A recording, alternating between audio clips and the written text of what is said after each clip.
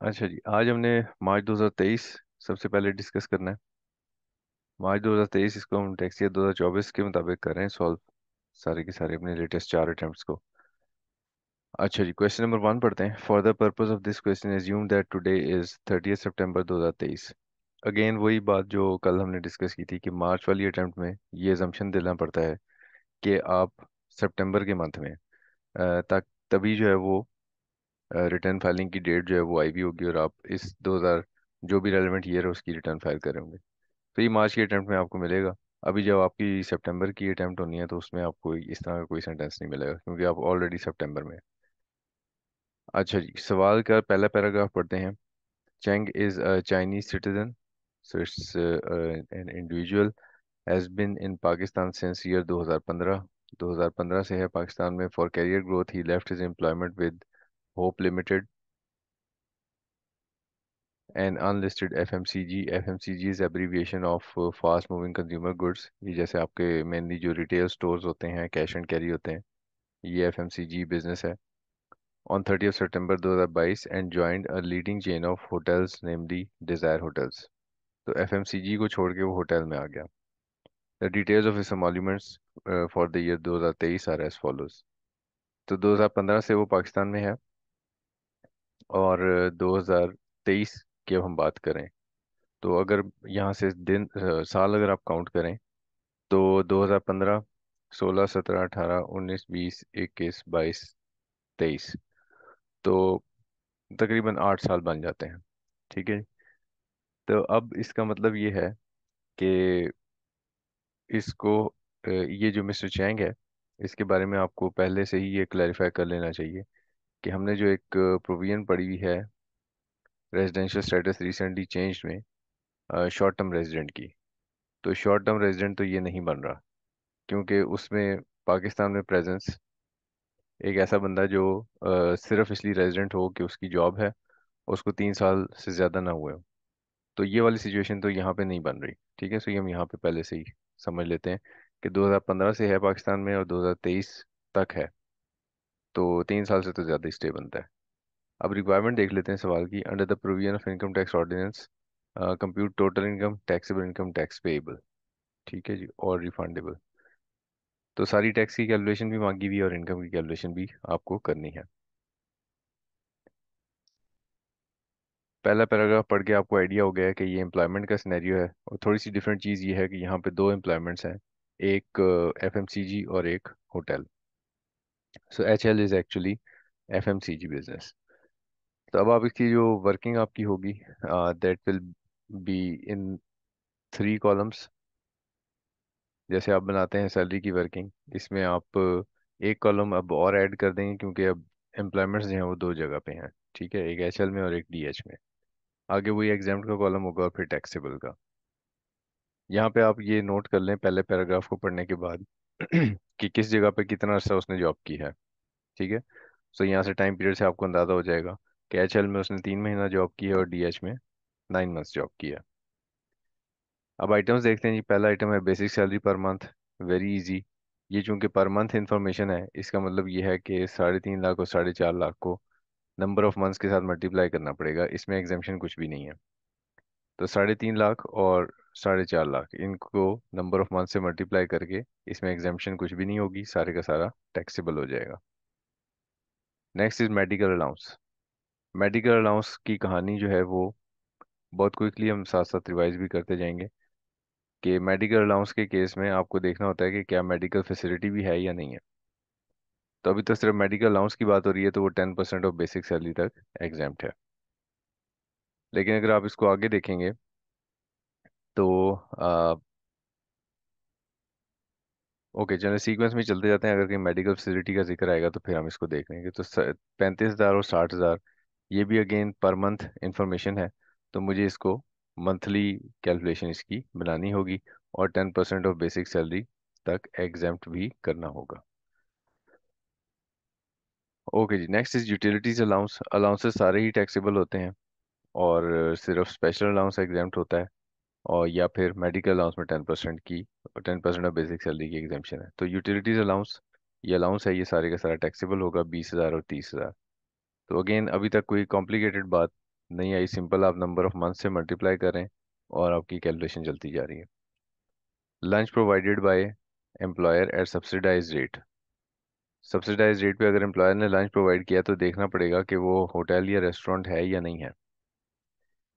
ठीक है जी, सो ये हमने पढ़ा है एग्जेम्पशंस में। एग्जेम्पशंस में आपने पढ़ा perquisites without marginal cost to employer. तो अगर कोई होटल या रेस्टोरेंट है जो फ्री और सब्सिडाइज फूड दे रहा है तो ऐसी सूरत में वो एग्जाम फ्रॉम टैक्स है। लेकिन अगर कोई एफएमसीजी है और वो मुफ्त में खाना दे रहा है तो फिर वो तो एग्जाम नहीं होगा। तो अब यहाँ पे जो एच एल है दैट इज एन एफएमसीजी और D H is a hotel, तो इसका मतलब 25,000 वाला जो है ये एग्जाम होगा और 10,000 वाला टैक्सेबल होगा। तो 10,000 वाला टैक्सेबल कर देते हैं 30,000 और 25,000 वाले को एग्जाम कर देते हैं। ठीक हो गया जी।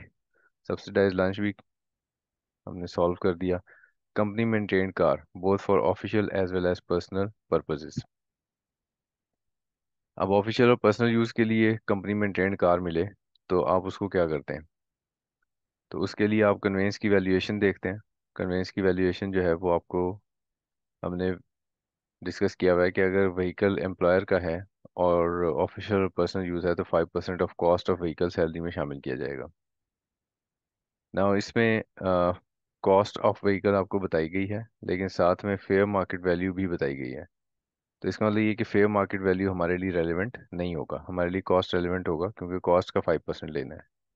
दूसरे एचएल के पास कितना अर्सा उसने ये फैसिलिटी ली और डीएच के पास कितना अर्सा फैसिलिटी ली तो वो भी देखना होगा क्योंकि ये जो हम 5% से वैल्यू बनाते हैं ये एनुअल वैल्यू होती है। ठीक है। तो 3 मंथ्स यहाँ है और 9 मंथ्स यहाँ पे है। तो आपको 3 मिलियन का 5% करेंगे लेकिन 3/12 भी करेंगे और इसी तरह 5 मिलियन का 9/12 भी करेंगे क्योंकि फैसिलिटी पूरे साल के लिए नहीं है बल्कि for a period of year के लिए है। तो जितने अरसे के लिए है उससे ज़रूर हमने इसको प्रोपोर्शनेटली करना है।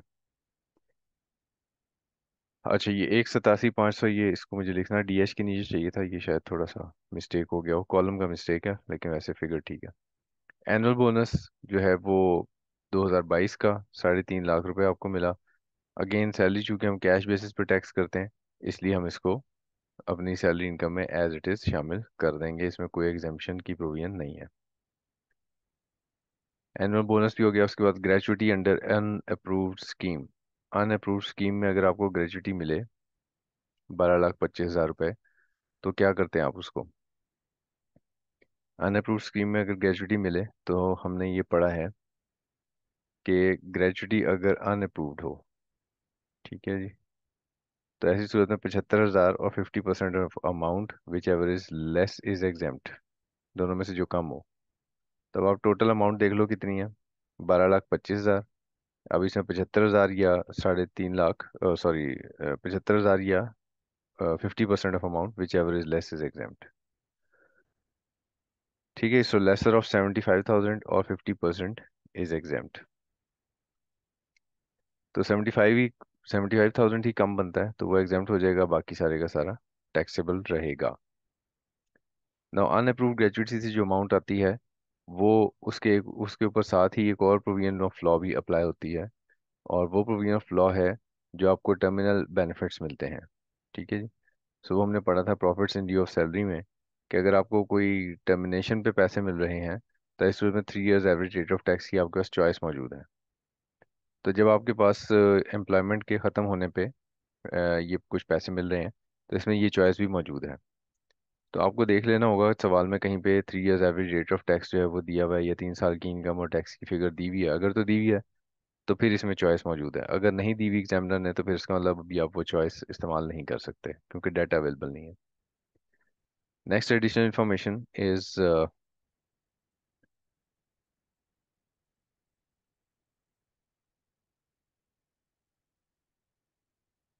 अच्छा, next additional information is to return air tickets to China to the extent of 6 lakh for Cheng and his spouse during the year he incurred 5,50,000 on account of his travelling to China. अब इसमें ये जितनी भी travelling कर रहे हैं China एक की तरफ, इसमें कहीं पे भी ऑफिशियल ऑब्जेक्टिव नज़र नहीं आ रहा। ठीक है, तो इसका मतलब ये है कि ये इसके ज़ाती इस्तेमाल का है और ये जो रिटर्न टिकट इसको मिल रहे हैं वो जितने उसने अवेल किए हैं वो उसकी सैलरी इनकम में शामिल होंगे। Next is 75,000 receive for signing a bond with DH. DH जो है वो आपका करंट एम्प्लॉयर है, और इस बॉन्ड के मुताबिक क्या है, ये Cheng can not leave the organisation before 30 June 2024। तो ये एक रिस्ट्रिक्शन है जो वो कबूल कर रहा है। ये जो रिस्ट्रिक्शन आप कबूल करते हैं, it is a restrictive covenant to any past present और फ्यूचर एम्प्लॉयमेंट।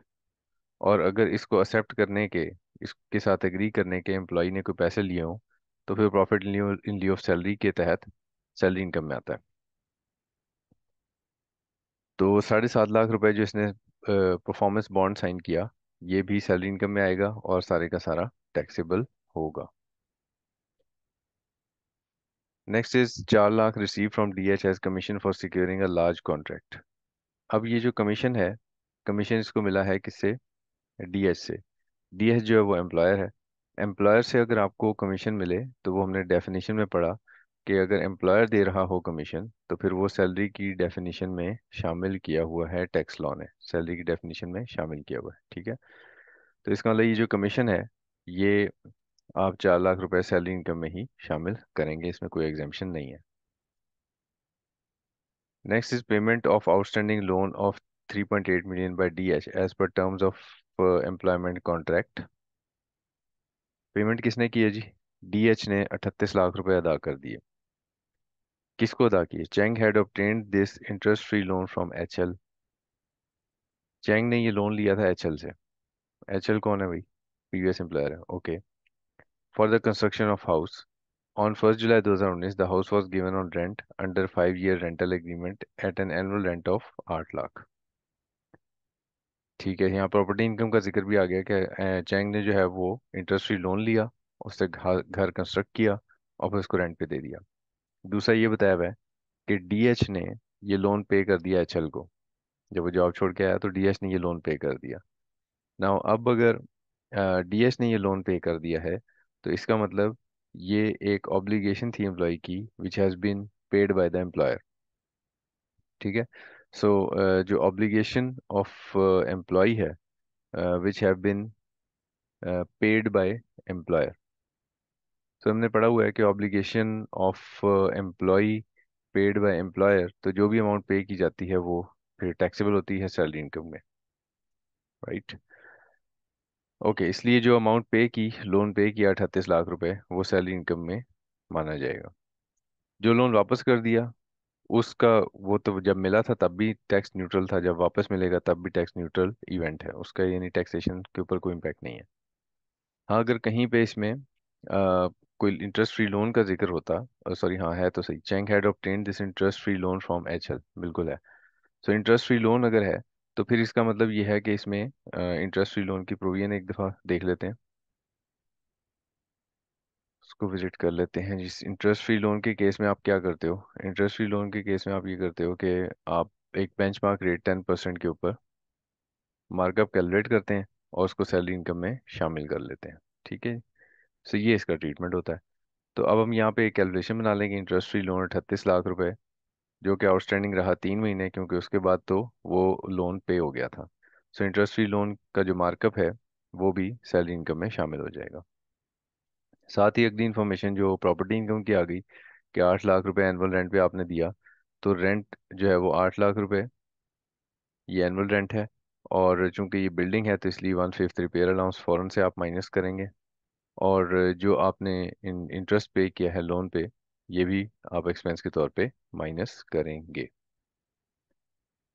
अच्छा, इसमें अब ये जो 95,000 रुपये है, ये जो इंटरेस्ट फ्री लोन का हम माइनस कर रहे हैं, इसमें ज़रा एक चीज़ आप ध्यान से समझ लें कि जिस वक्त एम्प्लॉयर ने एम्प्लॉई को लोन दिया और उसके ऊपर कोई मार्कअप चार्ज नहीं किया, तो इसका मतलब ये है कि आपकी इनकम में एक 10% से मार्कअप कैलकुलेट करके शामिल किया गया, जैसे अभी हमने किया है। और साथ में हमने ये चीज़ पढ़ी थी कि अगर लोन को इस्तेमाल किया गया, एम्प्लॉय ने इस्तेमाल किया टू एक्वायर एन एसेट, जिसकी वजह से इनकम जनरेट हो रही है किसी और हेड ऑफ इनकम में, तो फिर टैक्स लॉ ने साथ ही ये कहा था, employ shall be treated as having been paid markup at benchmark rate और actual markup paid whichever is higher. तो ऐसे समझा जाएगा कि जैसे एम्प्लॉय ने एक्चुअली 10% से मार्कअप पे किया है, या अगर उस एम्प्लॉयर उससे ज़्यादा मार्कअप ले रहा है तो वो उससे ज़्यादा मार्कअप माना जाएगा। तो इस प्रोविजन का इम्पैक्ट ये है कि जो हम ये प्रॉपर्टी इनकम की कैलकुलेशन बना रहे हैं, यहाँ पे इस इंटरेस्ट, ये जो हमने पहले इनकम में शामिल किया था, इसी को हम यहाँ पे भी एक्सपेंस लिख रहे हैं। क्योंकि एम्प्लॉई को इंटरेस्ट फ्री लोन मिलने की वजह से पहले सैलरी इनकम में गई अमाउंट, और उसके बाद फिर वही एक्सपेंस भी बनेगा। ये टैक्स लॉ ने खुद से ही प्रोविजन प्रोवाइड की हुई है। सो 5,45,000 रुपये प्रॉपर्टी इनकम आपकी फाइनल हो जाएगी। अच्छा जी, next information is during the year he received CNY 31,500 net of 30% tax equivalent to 12,60,000 in his Pakistani bank account being share of profit from business in China. So China से इसको business का profit मिला, जो कि पाकिस्तानी बैंक अकाउंट में आ गया 12 लाख। कितने पैसे आ गए? 12,60,000। वैसे ये चाइनीज जो भी करेंसी उनकी युआन है आई थिंक, तो 31,500 थे, और जो कि 12,60,000 रुपये बनते थे, पाकिस्तानी बैंक अकाउंट में शेयर प्रॉफिट आ गया। लेकिन इसमें 30% टैक्स भी कटा हुआ है, जो कि जाहिर सी बात है चाइना में कट गया था। अब इसमें आपको जो प्रोविजन ऑफ लॉ समझनी है वो ये, कि एक तो आपने सैलरी के चैप्टर में ही पढ़ा है कि जहाँ पे शॉर्ट टर्म रेजिडेंट हो और उसकी फॉरेन सोर्स इनकम हो तो वो एग्जाम फ्रॉम टैक्स होती है। लेकिन चूंकि हम पहले ये डिसाइड कर चुके हैं कि ये मिस्टर चैंग तो शॉर्ट टर्म रेजिडेंट नहीं है, इसलिए ये फॉरेन सोर्स इनकम वाली एग्जाम्पशन यहाँ पे इसके ऊपर अप्लाई नहीं होगी। इसका मतलब ये है कि इसका ये जो फॉरेन सोर्स इनकम है 12,60,000, ये टैक्सेबल रहेगा। अब जब इनकम में अमाउंट डालनी होती है तो वो ग्रॉस होनी चाहिए, 30% टैक्स वापस ऐड करना पड़ेगा। तो 30% माइनस करके अगर ये मिला है तो इसका मतलब ये 70 के इक्विवेलेंट है। तो आप इसको 100 से मल्टीप्लाई करो और 70 से डिवाइड करो, तो आपके पास जो 12,60,000 है, उसके अंदर अगर आप 30% जो है वो टैक्स ऐड बैक कर देंगे, 5,40,000, 5,40,000 दिया हुआ है स्ट्रेट वे, नहीं दिया हुआ ना? तो 5,40,000 फाइंड आउट करने का तरीका ये है कि 12,60,000 को मल्टीप्लाई करो। अगर 30% टैक्स फाइंड आउट करना चाहते हो तो मल्टीप्लाई कर दो 30 से, डिवाइड कर दो 70 से। और अगर सीधा ग्रॉस अमाउंट मालूम करना चाहते हो जो कि 1.8 मिलियन बनती है, तो उसका तरीका ये है कि जो सवाल में दी हुई अमाउंट है 12,60,000, उसको मल्टीप्लाई करो 100 से, डिवाइड करो 70 से। तो जिसके इक्विवेलेंट हो उससे डिवाइड करना होता है, जो बनाना चाहते हैं फिगर उससे मल्टीप्लाई करना होता है। ठीक है, सो ग्रॉस इनकम 18 लाख बन जाएगी। बिजनेस इनकम ये फॉरेन सोर्स इनकम है और इसके ऊपर बाहर टैक्स भी कटा है। तो जब बाहर टैक्स कटा होगा तो फॉरेन सोर्स इनकम के ऊपर आपको फॉरेन से आपके जहन में क्या आना चाहिए कि हमें टैक्स क्रेडिट्स में एक फॉरेन टैक्स क्रेडिट अलाउड है। तो फॉरेन टैक्स क्रेडिट हमें कैलकुलेट करना पड़ेगा इस टैक्स का। तो foreign source income Pakistan tax workout करेंगे और फिर इससे कंपेयर करेंगे। तो अभी हम ये करते हैं कि जितना हमारा टैक्स बन रहा है, टैक्स कितना बना है? 5,40,000, और एक वर्किंग बनाते हैं फॉरेन टैक्स क्रेडिट की, और उसमें फॉरेन टैक्स लिख लेते हैं 5,40,000। बस आप सिर्फ इतना लिखेंगे, इससे आगे कुछ नहीं ये सॉल्व कर सकते, क्योंकि अभी पाकिस्तान टैक्स आप वर्कआउट नहीं कर सकते। वो एवरेज रेट से निकलेगा, पहले इनकम फाइनल होगी, फिर टैक्स बनेगा, फिर एवरेज रेट बनेगा। During the year he received cash dividend of 97,750। Dividend जो है वो उसकी प्लेसमेंट हमारे पास कहाँ बनती है? वो इनकम फ्रॉम अदर सोर्सेज में है, और income subject to separate charge है, तो इसका मतलब FTR इनकम है। तो इनकम फ्रॉम अदर सोर्सेज में FTR है। और कैश डिविडेंड कितना है? 97,750। इसमें से माइनस किया गया है tax at the rate of 15%। तो अब आप इसको क्या कर दोगे? वापस इसमें 15% से जमा कर देंगे। ठीक है जी। ओके, सो हम इसको पहले ग्रॉस अप करेंगे। ग्रॉस अप करने के लिए हमें क्या करना पड़ेगा? So what we'll have to do is make a working.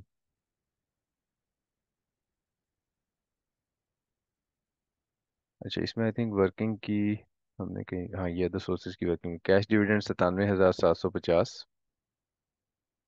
और साथ में आप क्या करेंगे? विदहोल्डिंग टैक्स जमा कर देंगे इसमें 97,750। ये चूंकि 15% टैक्स माइनस हुआ हुआ है तो इसका मतलब इसका स्टेटस 85 का है। तो 97,750 को 85 से डिवाइड करेंगे आप, और मल्टीप्लाई करेंगे 15 से, तो वो टैक्स की फिगर बन जाएगी। और अगर 97,750 इसको डिवाइड करेंगे 85 से, मल्टीप्लाई करेंगे 100 से, तो वो ग्रॉस फिगर बन जाएगी। ठीक है। तो ये 1,15,000 ग्रॉस अमाउंट है, और इसमें से 15% टैक्स कटा हुआ है। तो इसको प्रेजेंट आपने कैसे करना है? इसको सिंपली प्रेजेंट ऐसे करना है, 1,15,000 आप डिविडेंड की अमाउंट लिखेंगे, इस पे जो टैक्स इम्पोज है वो लिखेंगे, और जो टैक्स विदहोल्ड है, क्योंकि टैक्स काट दिया जाता है एट सोर्स ही, और नीचे आंसर जीरो बना देंगे। सो ये एफटीआर के तो कैलकुलेशन बहुत ही सिंपल और सादा होते हैं। अगली जो बात लिखी है, that is that is bonus dividend of those are shares from AL, a company listed on Pakistan Stock Exchange. The fair market value of AL's share on the date of entitlement of bonus shares on 30 June 2023 were 25 and 20 respectively. अच्छा जी, अब अगर आपको bonus share मिले हैं, तो फिर इसका मतलब बोनस शेयर्स का ट्रीटमेंट हमने कहाँ पे पढ़ा है? अगेन हमने बोनस शेयर्स हमने पढ़े थे जो कैपिटल गेन्स का टॉपिक है उसमें। सो बोनस शेयर्स का जिक्र यहाँ पे हमने पढ़ा था, और इसमें हमने समझा ये था कि बोनस शेयर्स जब आपको मिलते हैं, तो उस वक्त वो सारे के सारे नहीं मिलते, बल्कि 10% रोक लिए जाते हैं। और 10% शेयर्स आपको उस वक्त मिलते हैं जब आप उसकी मार्केट वैल्यू के बराबर पैसे अदा कर देते हैं कंपनी को, और कंपनी ने उतने ही पैसे एफबीआर को दिए होते हैं टैक्स के तौर पे। और जो बोनस शेयर्स की मार्केट वैल्यू है वो आपकी income from other sources consider होती है। तो अगर आप इनकम फ्रॉम अदर सोर्सेज में आइटम्स की जो लिस्ट है उसको देखेंगे, तो वहाँ पे भी आपको लिखा नजर आएगा कि बोनस शेयर जो है वो इनकम फ्रॉम अदर सोर्सेज में आप शामिल हैं। ठीक है। तो अब इस सारी बात का नतीजा ये है कि bonus shares income from other sources है, और फाइनल टैक्स रिजीम में है, और उसका जो मार्केट वैल्यू का 10% है वो फाइनल टैक्स है। ये इसका कंक्लूजन बनता है। तो अब इसको आप करेंगे कैसे? करेंगे ऐसे कि आप देखें जी, बोनस शेयर्स कितने हैं? 2,000, और मार्केट वैल्यू देखेंगे वो है 25। तो भाई यहाँ पे फिगर्स आपको आइडेंटिफाई करवा देता हूँ। सो 2,000 बोनस शेयर्स, ये पहले सेंटेंस में ही लिखा हुआ है। ठीक है जी। और उसके बाद the fair market value of shares, so ये 2,000 शेयर्स ये पहले सेंटेंस में आ गया। और उसके बाद fair market value of L share, shares की फेयर मार्केट वैल्यू बताई हुई है on date of entitlement and on and on 30 June. जब बोनस शेयर मिलते हैं तभी वो इनकम बनता है। तो एंटाइटलमेंट के वक्त की हम वैल्यू लेंगे, जो कि 25 रुपये है। ईयर एंड डेट की वैल्यू कोई रेलेवेंट नहीं है, जब बोनस शेयर मिले हैं तभी की वैल्यू ली जाएगी। सो 25 के हिसाब से ये 50,000 बन जाएगा। ठीक है जी। और इसके ऊपर जो टैक्स है, मार्केट वैल्यू ये आ गई 50,000, ये 50,000 इनकम फ्रॉम अदर सोर्सेज होगा, और इसका जो 10% होगा वो फाइनल टैक्स होगा। तो अब आप इसको प्रेजेंट कैसे करेंगे? जब आपने ग्रॉस अमाउंट और टैक्स की फिगर बना ली, आप इनकम फ्रॉम अदर सोर्सेज के सामने एफटीआर के नीचे लिखेंगे 50,000, 5,000 इसके ऊपर टैक्स इम्पोज है, और यही इसके ऊपर टैक्स विदहेल्ड भी है, और आंसर इसका ज़ीरो हो जाएगा। ठीक है। तो नेट इम्पैक्ट यानी जो टैक्स इम्पोज जितना है उतना ही टैक्स विद होल्डिंग हो जाएगा, and result will be zero. Okay जी। सो ये दूसरा एफटीआर भी हमने समझ लिया। He transferred an amount of 6 lakh to bank account of non profit organisation as donation for the flood affectees. ना ये नॉन प्रॉफिट ऑर्गेनाइजेशन को अगर आपने पैसे दिए 6 लाख, और आपने ट्रांसफर किए बैंक अकाउंट से, तो इसका मतलब बैंकिंग चैनल से पे किए ना। ये कोई एक्सपेंस तो नहीं है, ये एक्चुअली टैक्स क्रेडिट्स में हमने एक आइटम पढ़ा है, and that is of donations. ठीक है। सो डोनेशंस में आपने पढ़ा कि आपको क्या सबसे पहले वैल्यू सी फाइंड आउट करनी होती है, अमाउंट ऑफ डोनेशन को कंपेयर करना होता है 30% ऑफ टैक्सेबल इनकम के साथ। लेकिन ये डोनेशन जो है वो दिए हुए किसको होने चाहिए? तो इसमें अगर आप तलाश करें तो कहीं पे आपको नॉन प्रॉफिट ऑर्गेनाइजेशन मिल जाएगा। ठीक है। और साथ में क्रॉस चेक से पेमेंट या बैंकिंग चैनल से पेमेंट जो है वो होनी ज़रूरी है। राइट। सो यहाँ पे 6 लाख रुपए जो आपने ट्रांसफ़र किया, उसका आपने कैलकुलेट करना है टैक्स क्रेडिट। सो डोनेशन की अमाउंट आ जाएगी 6 लाख। 30% ऑफ टैक्सेबल इनकम अभी आप नहीं बना सकते, क्योंकि अभी आपने वो कैलकुलेशन इनकम की फाइनल अभी नहीं की है। ओके जी। On 25 June 2023 he paid an amount, sorry, and paid an annual premium of 3 lakh to life insurance policy. Life insurance का पहले टैक्स क्रेडिट हुआ करता था, अब ये ख़त्म हो गया है। तो इसलिए ये जो पॉइंट नंबर 4 है, इसका अभी तो कोई आपके सोल्यूशन के ऊपर कोई इम्पैक्ट नहीं होगा। So you can simply ignore it. इसका अभी तो कोई फ़ायदा नहीं है। अब एग्जामिनर देगा भी। लाइफ इंश्योरेंस का अब टैक्स क्रेडिट खत्म हो गया। अच्छा जी, इन्फॉर्मेशन सारी आपकी आ गई आपके वर्किंग्स में। अब आप देखें कौन कौन सी वर्किंग कंक्लूड की जा सकती है। सैलरी की जा सकती है, सैलरी के सारे फिगर्स आपने लिख चुके हैं, तो ये सैलरी का फिगर आप लिख लें ऊपर। उसके बाद प्रॉपर्टी इनकम भी आपने कंक्लूड कर लिया, तो प्रॉपर्टी का अमाउंट भी लिख लें। इसी तरह बिजनेस की इनकम भी आपने ये नेक्स्ट पेज के ऊपर फाइनल कर ली थी, 1.8 मिलियन। ओके, सो 1.8 मिलियन भी आपने यहाँ पे बिजनेस इनकम के तौर पे लिख दिया। अच्छा जी, उसके बाद नेक्स्ट इज कैपिटल गेन्स में तो कुछ भी नहीं था, इनकम फ्रॉम अदर सोर्सेज में एफटीआर है। तो अब आपके पास यहाँ पे इनकम का फिगर बन गया, इसमें डिडक्टिबल अलाउंस चूंकि नहीं है तो यही हमारा टैक्सेबल इनकम हो जाएगा। जब आप टोटल इनकम बताना चाहेंगे तो फिर इसमें 15,260 में 1,15,000 और 50,000 जमा करके बताना है। ठीक है, टोटल इनकम में एफटीआर की इनकम शामिल होती है, लेकिन टैक्सेबल इनकम में एफटीआर की इनकम शामिल नहीं होती, एग्जाम्प्ट इनकम भी शामिल नहीं होती। टोटल इनकम में एग्जाम्प्ट इनकम भी शामिल होती है। तो टोटल इनकम तो सारी इनकम होती है, लेकिन टैक्सेबल इनकम सिर्फ एनटीआर की इनकम होती है। सब आप डिसाइड करेंगे सैलरीड पर्सन है या नॉन सैलरीड पर्सन है, और उसके बाद टैक्स स्लैब्स अप्लाई कर देंगे। यहाँ पहुँचने के बाद अब वो अपनी टैक्स क्रेडिट्स की वर्किंग को फाइनल कर सकते हैं, क्योंकि अब आपके पास पाकिस्तान टैक्स वर्कआउट हो चुका है। तो आप यहाँ से कौन सा फिगर लेंगे, 4,33,6,000, इसको डिवाइड करेंगे 15,260,000 से, तो एवरेज रेट ऑफ टैक्स बनेगा। इस एवरेज रेट ऑफ टैक्स को मल्टीप्लाई करेंगे फॉरेन सोर्स इनकम जो कि 1.8 मिलियन थी। ठीक है, तो इससे बन जाएगा Pakistan tax on foreign source income, जो कि कितना बनता है, 511,455। ठीक है जी। अब इन दोनों में कम कौन सी वैल्यू है, 511,455, पाकिस्तान टैक्स कम बनता है, तो यही टैक्स क्रेडिट बनेगा। ठीक है, इसको फॉरेन टैक्स क्रेडिट हो गया सबसे पहले। उसके बाद डोनेशन के केस में टैक्सेबल इनकम, अगेन ये कौन सी होगी, एनटीआर वाली। ठीक है, एनटीआर नॉर्मल टैक्स रिजीम की 15,260,000, 15,260,000 का 30% बनाएंगे आप, तो this is your 30% of taxable income. इनमें कम वैल्यू 6 लाख बनती है, तो ये वैल्यू सी बन जाएगी। जब आप वैल्यू सी बना लेते हैं, तो इस वैल्यू सी को फिर क्या करना होता है, इस वैल्यू सी को फिर ए ओवर बी से मल्टीप्लाई करना होता है। ए ओवर बी क्या होता है, आपका एवरेज रेट ऑफ टैक्स। ठीक है, सो ए ओवर बी से फिर आप मल्टीप्लाई करते हैं इसको। सो इस 6 को फिर मैंने मल्टीप्लाई करना है ए ओवर बी से। ए क्या वैल्यू होगी, अगेन जो आपके पास टैक्स की वैल्यू है 4,336,000, इसमें से आप फॉरेन टैक्स रेट माइनस करेंगे। सो मैं ज़रा यहाँ पे अगर इसको डेमोन्स्ट्रेट कर दूंगे, कैसे करोगे, 4,336,000।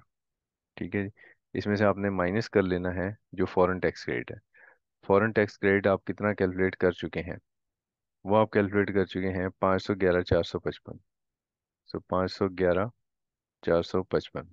ओके, सो ये जो अमाउंट बनी ये टैक्स की अमाउंट है, और इस टैक्स की अमाउंट से मैंने एवरेज रेट ऑफ टैक्स निकालना है। सो मैं डिवाइड करूंगा इसको इनकम से। इनकम वही है 15,260,000, 15,260,000। ठीक है जी, सो ये बन गया। इसको मैं अब मल्टीप्लाई कर रहा हूँ 100 से, तो ये हो गया एवरेज रेट ऑफ टैक्स। और फिर इसको मल्टीप्लाई करूंगा वैल्यू सी से जो कि 6 लाख है, इसको मैं मल्टीप्लाई करता हूँ 6 लाख से, डिवाइड बाय 100, परसेंटेज क्योंकि बना दी थी मैंने उसकी। सो ये बन जाएगा 150,375। ठीक है, सो ये 150,375 यहाँ पे आ गया। ठीक है, सो पार्ट 10 चैप्टर 3 में जब भी टैक्स रेट बनेगा तो उसमें से फॉरेन टैक्स रेट माइनस हुआ हुआ होगा, लेकिन जो पार्ट 10 चैप्टर 3 के अपने टैक्स रेट्स हैं वो माइनस नहीं करने होते जब एवरेज रेट बनाना होता है। अच्छा, लाइफ इंश्योरेंस जो है इसका कोई टैक्स रेट नहीं है, ये एज इट इज रहेगा। सो ये आपके टैक्स रेट आ गए 511,455 और 150,375। इसको आप टोटल करके यहाँ पे टैक्स रेट्स में ले आओगे। ठीक है जी, एंड दिस इज इट। सो ये आपका क्वेश्चन नंबर 1 जो है ये कंप्लीट हो गया। क्वेश्चन सर नंबर, जी जी, सवाल पूछें जी। सर ये इंटरेस्ट फ्री लोन जो आपने उसमें आपने प्रॉपर्टी में वो डिडक्शन में लेकर गए सर, वो दोबारा रिपीट कर देंगे मेरे पास। हाँ, उसमें इंटरेस्ट फ्री लोन वाला ही जो टॉपिक है उसी को देखना पड़ेगा। उसमें देखना ये पड़ेगा कि आप ने सैलरी के चैप्टर में इंटरेस्ट फ्री लोन में ये पढ़ा था, ये एक पॉइंट ये जो लेफ्ट नीचे बना हुआ है, कि अगर लोन को इस्तेमाल करो इसलिए कि उससे कोई एक एसेट खरीद लो, और उस एसेट से इनकम जनरेट होती हो किसी और हेड ऑफ इनकम में। जैसे अब हो रही है, आपने लोन लिया और उससे एक घर खरीदा, उस घर को किराए पे दे दिया, तो इसका मतलब आपने एक एसेट खरीदा जिससे इनकम जनरेट हो रही है, राइट। तो अब अगर इनकम जनरेट हो रही है, तो आपने जो इंटरेस्ट फ्री लोन लिया था उसका जो मार्कअप सैलरी इनकम में आपने शामिल किया 10% से बेंचमार्क रेट से, वो फिर आपको एक्सपेंस के तौर पे अलाउड होगा उस हेड ऑफ इनकम में जहाँ पे आप उसकी इनकम लेकर गए हैं। तो ये जरूरी नहीं है कि ये प्रॉपर्टी इनकम ही हो, ये बिजनेस इनकम भी हो सकती है। एक एम्प्लॉय लोन लेता है, वो लोन लेके बिजनेस शुरू कर देता है, कोई एसेट लिया, प्लांट मशीनरी लिया और बिजनेस शुरू कर दिया। अब ये जो सैलरी की इनकम फाइनल होगी उसमें क्या करेंगे आप, उसमें करेंगे कि सैलरी इनकम में शामिल करेंगे जो भी लोन के ऊपर 10% मार्कअप बनता है बेंचमार्क रेट से, वो सैलरी इनकम में शामिल करेंगे, जो रिफ्लेक्ट ये करेगा कि इसको एम्प्लॉयमेंट से कितना बेनिफिट मिल रहा है। अब साथ ही बिजनेस इनकम में चूंकि उससे आमदनी भी आ रही है, तो इसलिए जितना मार्कअप सैलरी इनकम में ऐड हुआ होगा वो फिर एक्सपेंस भी बन जाएगा बिजनेस के हेड ऑफ इनकम में, क्योंकि उससे फिर एक एसेट लिया गया और उससे इनकम जनरेट हुई। तो ये बेसिकली प्रोविजन फ्लॉ है। जी हमजा को क्लियर होगी बात? जी सर, थैंक यू। ठीक है जी, जबरदस्त, यू वेलकम। क्वेश्चन नंबर 2 देखते हैं जी। Taha, who has recently joined as tax consultancy, joined a tax consultancy firm, prepares the following table with regard to taxability of interest income। यानी tax law की जुबान में बोले तो प्रॉफिट ऑन डेट।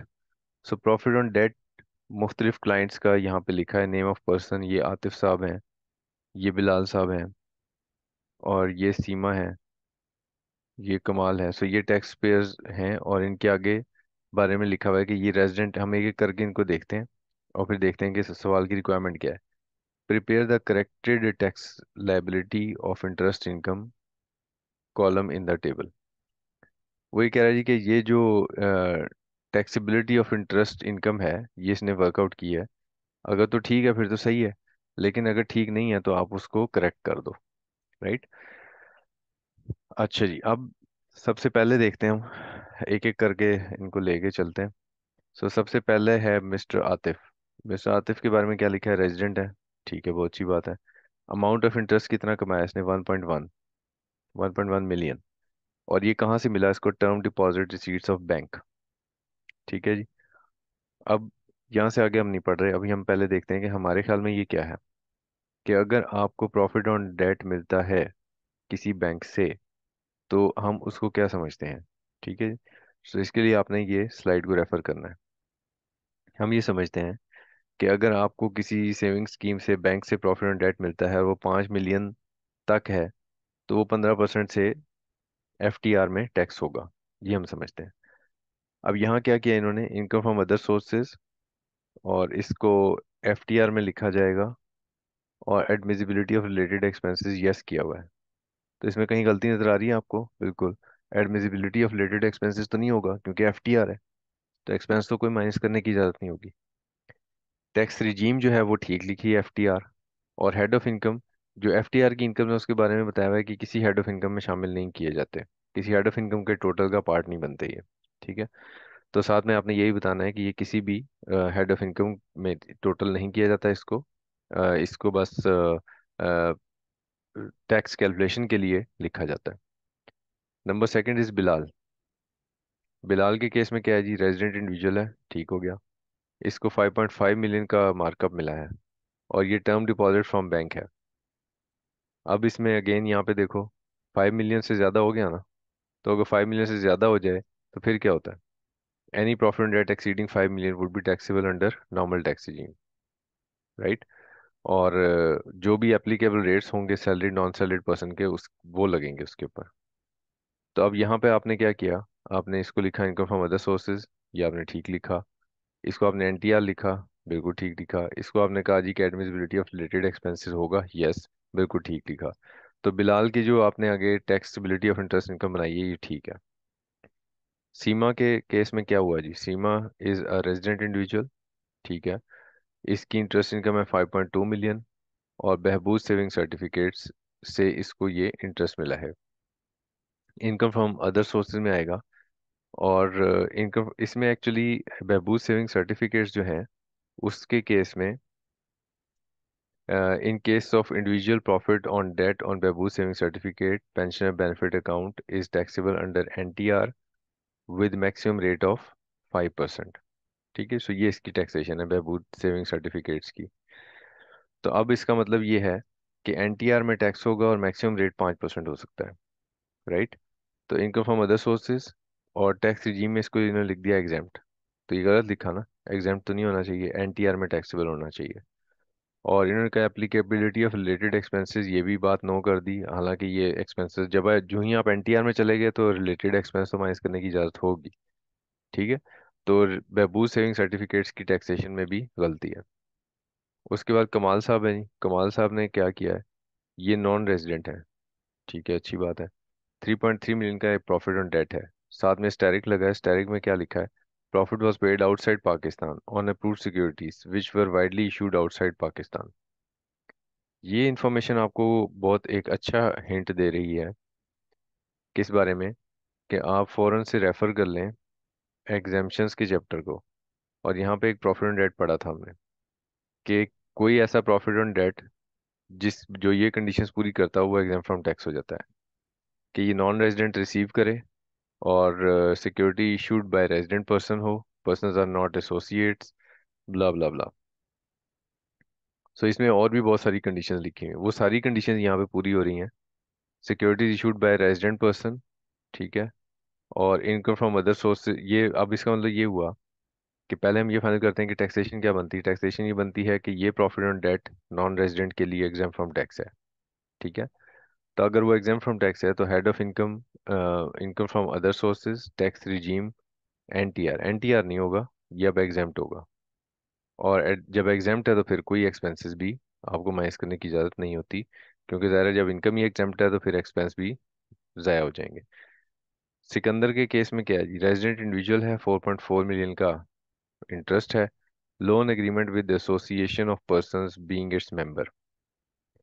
एक association of person का ये member है, और इसको लोन इसने दिया एओपी को, और वहां से मार्कअप लिया। तो इनकम फ्रॉम बिजनेस में हम एक चीज पढ़ चुके हैं, और वही हमने पढ़ा है कि डिडक्शंस नॉट अलाउड में, कि अगर प्रॉफिट ऑन डेट दिया जाएगा किसी भी पार्टनर को, ठीक है, बाय एओपी, तो वो एक्सपेंस के तौर पे अलाउड नहीं होगा एओपी को। इसका मतलब ये है कि वो ही अमाउंट इंटरेस्ट की किसकी इनकम बन जाएगी, एओपी की इनकम बन जाएगी, और एओपी उसके ऊपर टैक्स दे रहा होगा। पार्टनर के लिए वो सिर्फ रेट पर्पजेज के लिए ऐड होगा। तो आपने ये चीज़ एक्सप्लेन करनी है यहाँ पे, कि ये मिस्टर सिकंदर की इनकम फ्रॉम बिजनेस नहीं होगी, ये मिस्टर सिकंदर की इनकम में फॉर रेट पर्पजेज ऐड किया जाएगा।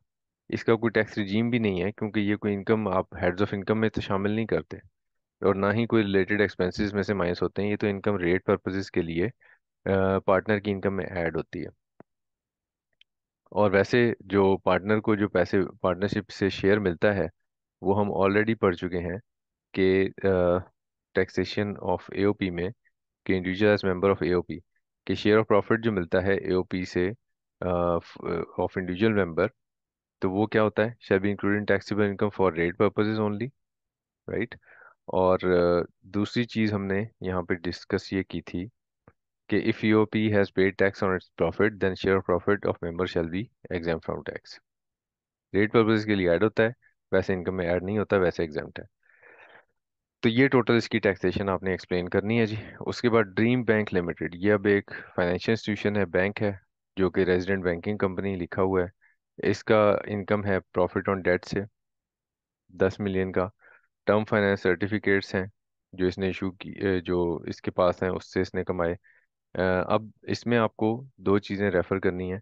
एक तो आपको ये देखना है कि जो हमने टैक्स रिजीम्स में सेपरेट चार्ज, और इसमें प्रॉफिट ऑन डेट, सो यहाँ पे कहीं पे भी जो सेपरेट चार्ज की इनकम है, वहाँ पे यहाँ पे कहीं पे इस इनकम का जिक्र नहीं है कि बैंक ने कोई इनकम रिसीव की हो। यहाँ पे सारी बात हो रही है कि आप इनकम रिसीव कर रहे हो। ठीक है, सो बैंक के लिए वो सिचुएशन क्या है, बैंक के लिए वो सिचुएशन ये है कि आपने इनकम फ्रॉम बिजनेस में पढ़ा था कि अगर प्रॉफिट ऑन डेट आपकी इनकम हो, ये हमने इनकम फ्रॉम बिजनेस की डेफिनेशन में पढ़ा था, कि अगर personal business to derive such income then it's income from business, otherwise income from other sources. तो बैंक का तो बिजनेस ही यही है, तो इसलिए बैंक के लिए वो इनकम फ्रॉम अदर सोर्सेज होगा। और इसी तरह जो इनकम फ्रॉम अदर सोर्सेज है, उसमें भी हमने ये चीज़ पढ़ी है कि income of every kind received in a tax year which is not included in any other head of income. अगर कोई इनकम किसी और हेड ऑफ इनकम में टैक्स नहीं हो सकी तो फिर इनकम फ्रॉम अदर सोर्सेज में आती है। तो इन दोनों का यही मतलब बनता है कि बैंक चूंकि उसके लिए इनकम फ्रॉम बिजनेस में लिखा हुआ है कि उसकी बिजनेस इनकम होगी, तो इसलिए उसकी बिजनेस इनकम होगी, नॉर्मल टैक्स regime में होगी, एक्सपेंसेस बिल्कुल माइनस करने की इजाजत होगी। ओके जी, क्वेश्चन नंबर 7, चैट में एक क्वेश्चन है।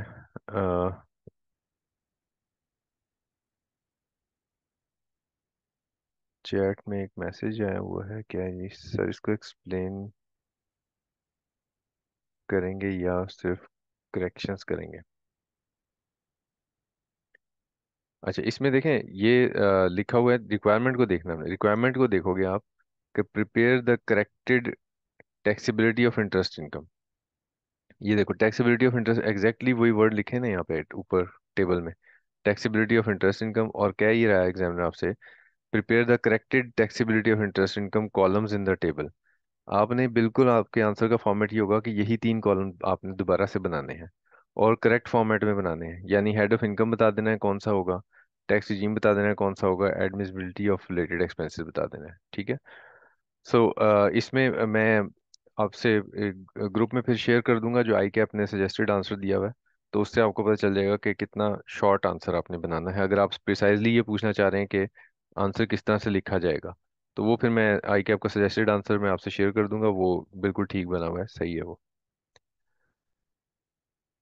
ओके जी, क्वेश्चन नंबर 3 देखते हैं। This is about faith brothers, and again we see this sentence कि आप एज्यूम करो कि आज 31 अगस्त है। फेथ ब्रदर्स जो है is in the business of manufacturing tools and equipment, following information has been extracted. So पता चल गया जी कि ये एक बिजनेस का सिचुएशन है। और सवाल की रिक्वायरमेंट देख लेते हैं क्या है। Requirement is under the provision of income tax ordinance the rules made there under compute total income taxable income tax liability. So ये तीनों चीज़ें आपने वर्कआउट करनी है। और मिनिमम टैक्स को इग्नोर कर सकते हैं, एग्जेम्पशंस के बारे में बताइए। Determine the amount of F be remaining unutilised tax losses. Okay, Faith Brothers remaining unutilized tax losses along with tax year up to which such losses may be carried forward। तो इससे पता चल रहा है कि सवाल में कहीं लॉसेस का काफ़ी डिटेल में जिक्र है, और हम इससे ये पूछा जा रहा है कि आप कौन कौन से लॉसेस कैरी फॉरवर्ड करेंगे और कितने साल तक करेंगे। ठीक है, कोई मसला नहीं, देख लेते हैं इसको भी। सो नेट प्रॉफिट, इसका मतलब बिजनेस इनकम का सिचुएशन। तो मेरा सवाल शुरू होगा इनकम फ्रॉम बिजनेस की वर्किंग से, और I make a working for business income जिसमें मैं 177 million net profit before tax ये मेंशन कर लेता हूँ। अच्छा जी, अगला आइटम देखते हैं अब। एक एक करके देखते जाते हैं किसकी एडजस्टमेंट करनी है और किसकी नहीं करनी। Additional information is accounting depreciation of rupees 188 million. Accounting depreciation तो बहुत क्लियर है, हमने फौरन से ऐड बैक कर देनी होती है। इसका कोई दूसरी ओपिनियन ही नहीं है इसके ऊपर, हमें तो टैक्स डेप्रिसिएशन चाहिए। उसके बाद cash payment of 1 million for purchasing 10 air tickets. 1 million की कैश पेमेंट कर दी आपने, लेकिन खरीदे एयर टिकट्स हैं। तो इसके लिए आप एक दफ़ा रिवाइज कर लो, इनकम फ्रॉम बिजनेस में आपने पढ़ा है डिडक्शंस नॉट अलाउड। ठीक है, डिडक्शंस नॉट अलाउड। और इसमें हमने पढ़ा था कि अगर आप क्रॉस चेक से पेमेंट नहीं कर रहे और पेमेंट 2.5 लाख से ज़्यादा है तो फिर एक्सपेंस डिसअलाउ हो जाएगा, राइट। लेकिन इसमें जहाँ पे ये रूल अप्लाई नहीं करना था, वहाँ पे जो है वो अगर आप देखें तो ट्रैवल फेयर जो है वो लिखा हुआ है, राइट। इसका मतलब ये है कि आप एयर टिकट खरीद सकते हो कैश में। इसका कंक्लूजन ये बनता है। तो 1 मिलियन का जो आपने कैश पेमेंट करके टिकट खरीदा, उसमें कोई प्रॉब्लम नहीं है। अगर प्रॉब्लम नहीं है तो ये कैश पेमेंट की वजह से जो ये टिकट खरीदा उसकी कोई एडजस्टमेंट करने की भी ज़रूरत नहीं है। So zero adjustment is required. Payment of rupees 4 million to shipping line on account of demurrage. आपने एक शिपिंग लाइन को पेमेंट की डैमरेज की, ठीक है जी, for containers blocked at port. Moreover, penalties of rupees 9 million were also to various clients on delaying their out order because of closure of production plant for 2 weeks during the year. अब इसमें दो बातें, एक तो demurrage की बात हो रही है, ये थोड़ा सा पॉइंट ज्यादती वाला है। ज्यादती वाला से मुराद ये है कि ये आमतौर पे कैफ लेवल पे नहीं पता होता बच्चों को कि आपका जो सामान आता है पोर्ट के ऊपर, इंपोर्ट आप करते हैं, तो अगर वो सामान आप कस्टम से क्लियर ना करवा सकें एक गिवन टाइम के अंदर, तो फिर आपको कस्टम के वेयर हाउस में ही उस सामान को रखे रहना पड़ता है। वो जो वेयर हाउस में रखा जाता है सामान, उसके लिए एक टाइम पीरियड अलाउड है। अगर आप उस टाइम पीरियड में अपनी गुड्स क्लियर नहीं करा सकोगे, तो फिर आपको उसका किराया पड़ जाएगा, जिसको उसको डेमरेज बोलते हैं। तो डेमरेज एक बेसिकली आपकी कस्टम क्लियरेंस डिले होने की वजह से आपके ऊपर एक खर्चा पड़ जाता है, तो वो डेमरेज है ना। Demurrage is a routine business expense, ये कोई पेनल्टी नहीं है कि आपने कुछ गैर कानूनी काम किया हो, वायलेशन ऑफ लॉ की हो। तो इसलिए डेमरेज जो 4 मिलियन का आपने पे किया, it's a routine business expense. इसी तरह 9 मिलियन की पेनल्टी आपको किसी लॉ इन्फोर्समेंट ने नहीं लगाई, बल्कि आपके क्लाइंट ने लगाई है कि उसका ऑर्डर डिले हुआ है। तो यहाँ पे किसी एग्रीमेंट की तो वायलेशन हो रही है, लेकिन लॉ की वायलेशन नहीं हो रही। ठीक है। तो जो प्रोविजन ऑफ लॉ हम रेफर कर रहे हैं वो ये कर रहे हैं कि पेनल्टीज और फाइंस अगर उसके साथ वायलेशन ऑफ लॉ जुड़ी हो, तो फिर वो एक्सपेंस के तौर पे अलाउड नहीं होता। ठीक है। अब यहाँ वायलेशन ऑफ लॉ दोनों में कहीं नहीं है, तो इसलिए 4 मिलियन 9 मिलियन, इन दोनों की कोई एडजस्टमेंट करने की आपको जरूरत नहीं है। डैमरेज की भी कोई एडजस्टमेंट नहीं करोगे आप, और क्लाइंट्स ने जो फाइन दिया उसकी भी कोई एडजस्टमेंट नहीं करोगे। Next is payment of rupees 50 million to a builder for construction of building. Building बनाने के लिए अगर पैसे दे रहे हैं आप, और वर्क प्रोग्रेस में है, तो इसका मतलब डेप्सिबल एसेट तो नहीं बन सकेगा, लेकिन साथ में ये एक्सपेंस भी तो नहीं है यहाँ पे जो आपने एक्सपेंसेस में शामिल किया हुआ है। तो इसलिए 50 मिलियन को यहाँ से निकालेंगे और वर्क इन प्रोग्रेस के तौर पे लिखेंगे। तो 50 मिलियन को ऐड बैक कर दें प्रॉफिट में, और इसको वर्क इन प्रोग्रेस के तौर पे लिखें, लेकिन इसके ऊपर डेप्रिसिएशन जो है वो भी आप चार्ज नहीं कर सकते। वो इसलिए चार्ज नहीं करते क्योंकि अभी बिल्डिंग बनी ही नहीं। जब बिल्डिंग बनेगी तो फिर बात होगी। ठीक है। सो यहाँ पे मैंने इसको एग्जामिनर को प्रेजेंट करने के लिए लिख भी दिया है कि बिल्डिंग जो है वो उसकी कंस्ट्रक्शन के 50 मिलियन है, लेकिन साथ में उसके जो डेप्रिसिएशन है उसको हमने ज़ीरो करके लिख दिया है, ताकि एग्जामिनर को पता चल जाए कि ये इसके ऊपर डेप्रिसिएशन नहीं ले रहा है। ठीक है। सो ये लेटर से डेप्रिसिएशन का वर्किंग नोट बना देंगे आप। उसके बाद payment of Arab Emirates dirham, कितने हैं जी, 1 lakh, equivalent to 5 million to research institute in UAE for the purpose of developing a new product. अगर आपने यूएई में रिसर्च करवाई है और उसके पैसे दिए हैं 5 मिलियन, तो क्या ये आपको एक्सपेंस के तौर पे अलाउड है या नहीं है? तो इसके लिए आप रिसर्च एंड डेवलपमेंट एक्सपेंडिचर हमने बिजनेस इनकम में पढ़ा है, और इसमें एक ही कंडीशन होती है, और वही होती है कि आपकी जो साइंटिफिक रिसर्च है that should be an activity in Pakistan. ये सबसे इंपॉर्टेंट पॉइंट है इस पूरी स्लाइड का। तो अगर एक्टिविटी इन पाकिस्तान ही नहीं है तो फिर वो साइंटिफिक रिसर्च ही नहीं है, और अगर वो साइंटिफिक रिसर्च नहीं है तो फिर उसका एक्सपेंडिचर भी माइनस नहीं हो सकेगा। तो 5 मिलियन, चूंकि आपने यूएई में करवाई है रिसर्च, तो इसलिए 5 मिलियन तो एक्सपेंस के तौर पे आपको अलाउड नहीं होगा, और ये 5 मिलियन आपको रिसर्च इन यूएई जो है इसको एड बैक करना पड़ेगा, क्योंकि एक्सपेंस अलाउड नहीं है। उसके बाद फॉरेन एक्सचेंज लॉस हो गया आपको, और ये लॉस कितना हो गया जी, 15.8 मिलियन का। फॉरेन एक्सचेंज लॉस ये होता है कि मैंने $1 की चीज़ खरीदी, लेकिन वो भी डॉलर अदा करना है। ठीक है। डॉलर 100 रुपये का था जब मैंने चीज़ खरीदी, तो मैं चीज़ अपनी लाइबिलिटी लिखूंगा 100 रुपये से, क्योंकि बुक्स ऑफ अकाउंट्स तो डॉलर में नहीं बन रहे ना, वो तो रुपीज़ में बन रहे हैं। और जब मैं पे करने लगा तो पता चला कि डॉलर हो गया है 120 रुपये का, लेट्स से। तो 20 रुपये मुझे फॉरेन एक्सचेंज लॉस हो गया। तो ये फॉरेन एक्सचेंज लॉस है 15.8 मिलियन का। ये in respect of amount payable to FBs associate company in Qatar. Qatar में इनकी एक एसोसिएट कंपनी है, उसको पेमेंट करनी है इन्होंने। और लाइबिलिटी अरोज ऑन 1 जनवरी 2022। अब ये जो टैक्स ईयर है ये 2000, दिस इज टैक्स ईयर 2023। ठीक है। सो हमें थोड़ा सा टाइम पीरियड का ख्याल रखना होगा कि दिस लाइबिलिटी, ये जनवरी 2022, इसका मतलब ये टैक्स ईयर 2022 बनेगा। टैक्स ईयर 2022, जनवरी 2022 में अगर आपने खरीदा एक आइटम, और आपने सेकंड हैंड प्लांट जो है वो इंपोर्ट किया था, जो कि 4 लाख कतर का जो भी रियाल था उतने का। अब क्या हुआ, as per agreement the payment would be made on 1 January 2024। अब ये पेमेंट बनती है टैक्स ईयर 2024 में। लेकिन आप जो कैलकुलेशन बना रहे हैं वो 2023 की बना रहे हैं, ठीक है। सो 2022 में आपने सामान खरीदा है, प्लांट मशीनरी खरीदा है, 2023 की आप टैक्स कैलकुलेशन बना रहे हैं, और 2024 में इसकी पेमेंट होनी है। अब जब आपने ये सामान खरीदा है जनवरी में, तो उस वक्त 45 रुपए का था एक्सचेंज रेट। जब 30 जून 2022 आया तो वो एक्सचेंज रेट 40 हो गया।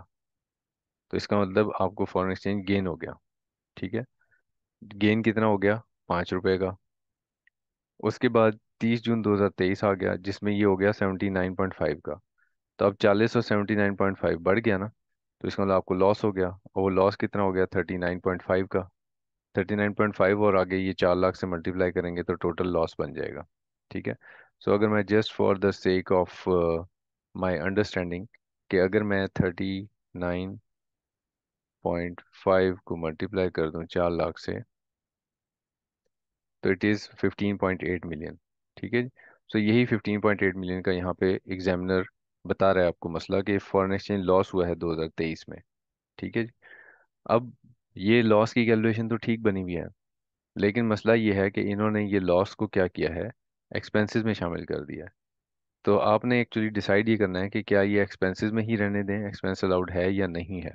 ये फैसला एक्चुअली आपको करना है। तो इस फैसले को करने के लिए आप रेफर करेंगे बिजनेस इनकम में ही। आपने एक चीज़ पढ़ी, and that was acquisition and cost. और कॉस्ट की जो डिटेल्स थी उसमें हमने ये पढ़ा दिया था कि अगर कोई फॉरेन एक्सचेंज लॉस हो जाए, ठीक है जी, तो वो कॉस्ट ऑफ एसेट में एडजस्ट किया जाएगा, to be adjusted in cost of asset. मतलब ये है कि अगर लॉस हुआ है 15.8 मिलियन का, तो इतनी अमाउंट प्लांट एंड मशीनरी की कॉस्ट में ऐड करो, ना कि उसको एक्सपेंस बना दो। टैक्स लॉ ये कहता है। अब अकाउंटिंग में आपने 15.8 मिलियन का एक्सपेंस लिखा है, क्योंकि ऊपर लिखा है ना कि ये एक्सपेंसेस में शामिल है। तो इसलिए पहले तो आप अकाउंटिंग के इम्पैक्ट को रिवर्स करें, 15.8 मिलियन का लॉस ऐड बैक कर दें। Foreign exchange loss, forex loss को ऐड बैक कर दो। ये तो हम, टैक्स लॉ तो इसका एक्सपेंस नहीं मानता है, तो अपने इस प्रॉफिट में ऐड बैक कर दो। फिर उसके बाद जो आप अपनी डेप्रिसिएशन की वर्किंग बनाएंगे, उसमें आप जो प्लांट है उसकी कैलकुलेशन ज़रा फाइनल करेंगे, कि आपने सेकंड हैंड प्लांट जो ख़रीदा था वो 4 लाख कतरी रियाल का ख़रीदा था, और उस वक्त वो 45 का था रियाल, ठीक है। ये डाटा आपको यहाँ पे दिया हुआ है, 45 का रियाल था। तो इसका मतलब आपने इतने का ख़रीदा था, लेकिन फिर क्या हुआ, 45 से 40 पे चला गया। तो इसका मतलब कुछ गेन हो गया, आपको फ़ायदा हुआ ना। जब करेंसी सस्ती होगी, फॉरेन करेंसी सस्ती होगी, तो फ़ायदा होगा। तो जब फॉरेन एक्सचेंज गेन होगा तो कॉस्ट भी कम होगी। तो फॉरेन एक्सचेंज गेन में 40 और 45 का डिफरेंस जो है वो निकाल के आपने यहाँ पे कॉस्ट में से माइनस कर लेना है। कॉस्ट कम हो जाएगी, और फिर इनिशियल अलाउंस और फर्स्ट ईयर की जो डेप्रिसिएशन है वो आप वर्कआउट कर लेंगे, ठीक है। सो रिटर्न डाउन वैल्यू पे पहुंच गए आप। सो रिटर्न डाउन वैल्यू पे जब आप पहुंच गए, तो फिर आप क्या करोगे? आप देखोगे दो, सेकंड ईयर आ गया। सेकंड ईयर कौन सा है? 2023, जिसमें अब आप हैं। उसमें लॉस हो गया है। लॉस कितना है? सो 39.5 का, 39.5 और 4 लाख कतर के जो रियाल हैं। सो 39.5 और 4 लाख से आप मल्टीप्लाई करेंगे तो ये 15.8 मिलियन बनता है। इसको आप कॉस्ट में ऐड करना पड़ेगा। सो कॉस्ट में ऐड करोगे तो ये टोटल कॉस्ट बन जाएगी, और फिर इसके ऊपर आप नॉर्मल डेप्रिसिएशन करंट ईयर की चार्ज करेंगे, और रिटर्न डाउन वैल्यू बना लेंगे। तो यहाँ पे जो मेरे काम की फिगर है वो सिर्फ और सिर्फ ये नॉर्मल डेप्रिसिएशन है, ये वाली, क्योंकि यही मुझे चाहिए, टैक्स डेप्रिसिएशन, ठीक है जी। ओके, सो यहाँ से मैंने टैक्स डेप्रिसिएशन भी अपनी वर्कआउट कर ली। अदर इनकम पे जाते हैं जी। अदर इनकम में क्या लिखा है? अदर इनकम में लिखा है recovery of bad debts of 16 million. The amount of 30 million was return of 3 years ago, out of which only 10 million was allowed. तो आई थिंक ये तो हम कल भी दो सवालों में शायद डिस्कस कर चुके हैं, कि बिजनेस के हेड ऑफ इनकम में हम ये पढ़ चुके हैं कहाँ पे जी, बैड डेट्स। अगर सब्सिक्वेंट रिकवरी आ जाए तो उसमें से आप माइनस करते हो। अकाउंटिंग में सब्सिक्वेंट रिकवरी इनकम लिखी जाती है, लेकिन टैक्स लॉ में सब्सिक्वेंट रिकवरी में से वो अमाउंट माइनस की जाती है जो प्रीवियसली नॉट अलाउड थी एज एक्सपेंस। तो अब पहले तो अकाउंटिंग का इम्पैक्ट रिवर्स करते हैं, क्योंकि 16 मिलियन की रिकवरी को आपने अदर इनकम शो किया है। तो 16 मिलियन को पहले तो रिवर्स कर लेते हैं। So bad debts recovery accounting impact, ठीक है। So bad debts recovery accounting impact 16 million. हमने इनकम लिखा, इसलिए हम अकाउंटिंग में इनकम लिखा इसलिए हम इसको माइनस कर रहे हैं, क्योंकि टैक्स लॉ इसको इनकम नहीं मान रहा है। टैक्स लॉ ये कह रहा है कि 16 में से माइनस करो, प्रीवियसली नॉट अलाउड है। प्रीवियसली नॉट अलाउड कितना है? 30 मिलियन आपने राइट ऑफ किया था, लेकिन आपको अलाउ सिर्फ 20 मिलियन हुआ था। तो इसका मतलब प्रीवियसली जो आपको नॉट अलाउड है वो 20 मिलियन है, 20। तो 16 में से जब आप 20 माइनस करोगे तो वो तो नेगेटिव में आंसर आएगा 4 मिलियन का। तो 4 मिलियन आप नेगेटिव यानी कि एक्सपेंस के तौर पे लिखेंगे, ये टैक्स का इम्पैक्ट बनता है। ठीक है जी। Okay, I have a question in chat. Sir की स्क्रीन लैग नहीं हो रही। अ, अच्छा भाई, स्क्रीन सर अगर काइंडली अगर आप दोबारा वो कर लें, ज्वाइन कर लें, क्योंकि कर्सर आपका बाद में पहुंचना है जहाँ पे आप बात कर रहे होते हैं ना। अच्छा, अभी आप क्या चाह रहे हैं, क्या करूं मैं? मीटिंग दोबारा अगर आप उस इसको एंड करके इसी में फिर से ज्वाइन कर लें। नहीं, लेकिन ये इसका ताल्लुक मीटिंग की लेंथ से है, इस बात का ताल्लुक। पता नहीं सर, क्या कह सकते हैं, लेकिन जो कर्सर है ना आपका, वो आप जो बोल रहे होते हैं वो अ, बाद में आता है उस जगह पे। अच्छा। अ,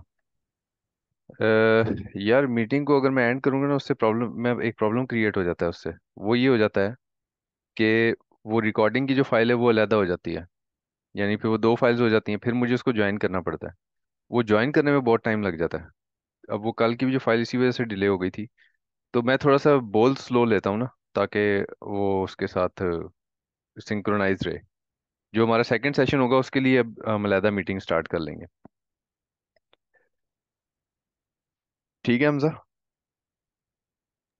सही है सर। हाँ, अभी इसको इसी तरह बर्दाश्त कर लें, क्योंकि वो अगर रिकॉर्डिंग फाइल अलहदा मुझे करनी पड़ जाए तो वो मुझे उसको ज्वाइन करने में बहुत ज़्यादा टाइम लगता है। कल की भी रिकॉर्डिंग जो है वो इस वजह से आज अपलोड हुई है, क्योंकि वो फाइल को दोबारा से फॉर्मेटिंग करके उसको ज्वाइन करना पड़ता है, वो फिर बहुत टाइम टेकिंग है। तो आई थिंक ये जब आपको रिकॉर्डिंग में मिलेगा तब ऐसा नहीं होगा, रिकॉर्डिंग में ये ठीक ही होगा। अच्छा जी, अब मैं बात ये कर रहा हूँ, what I am saying is, किधर था मैं? बैड डेट्स रिकवरी हमने आई थिंक ये कर लिया था। हाँ, बैड डेट्स रिकवरी हो गया। ओके जी, सो अब हम बात करें कैपिटल गेन्स की। कैपिटल गेन्स हैं 40 मिलियन के। और ये किसके ऊपर है? आपने ये कैपिटल गेन कमाए हैं मुदारबा सर्टिफिकेट्स, अनलिस्टेड कंपनी और शेयर्स ऑफ लिस्टेड कंपनी। ठीक है। सो ये तीनों के डेट ऑफ परचेज भी बताया हुआ है और कैपिटल गेन भी बताया हुआ है। तो पहली चीज़ तो ये है कि बिजनेस में ये अदर इनकम में तो नहीं आएगा ना, तो इसलिए बिजनेस की इनकम से निकाल देते हैं 40 मिलियन को। सो 40 मिलियन को मैं बिजनेस की इनकम से निकाल रहा हूँ जी। ठीक हो गया। और कैपिटल गेन्स में लिखूंगा, अलहदा से एक वर्किंग बनाऊंगा कैपिटल गेन्स की। और उसमें लिखूंगा कि मेरे पास मुदारबा सर्टिफिकेट है, मेरे पास अनलिस्टेड सिक्योरिटी है और लिस्टेड सिक्योरिटी है।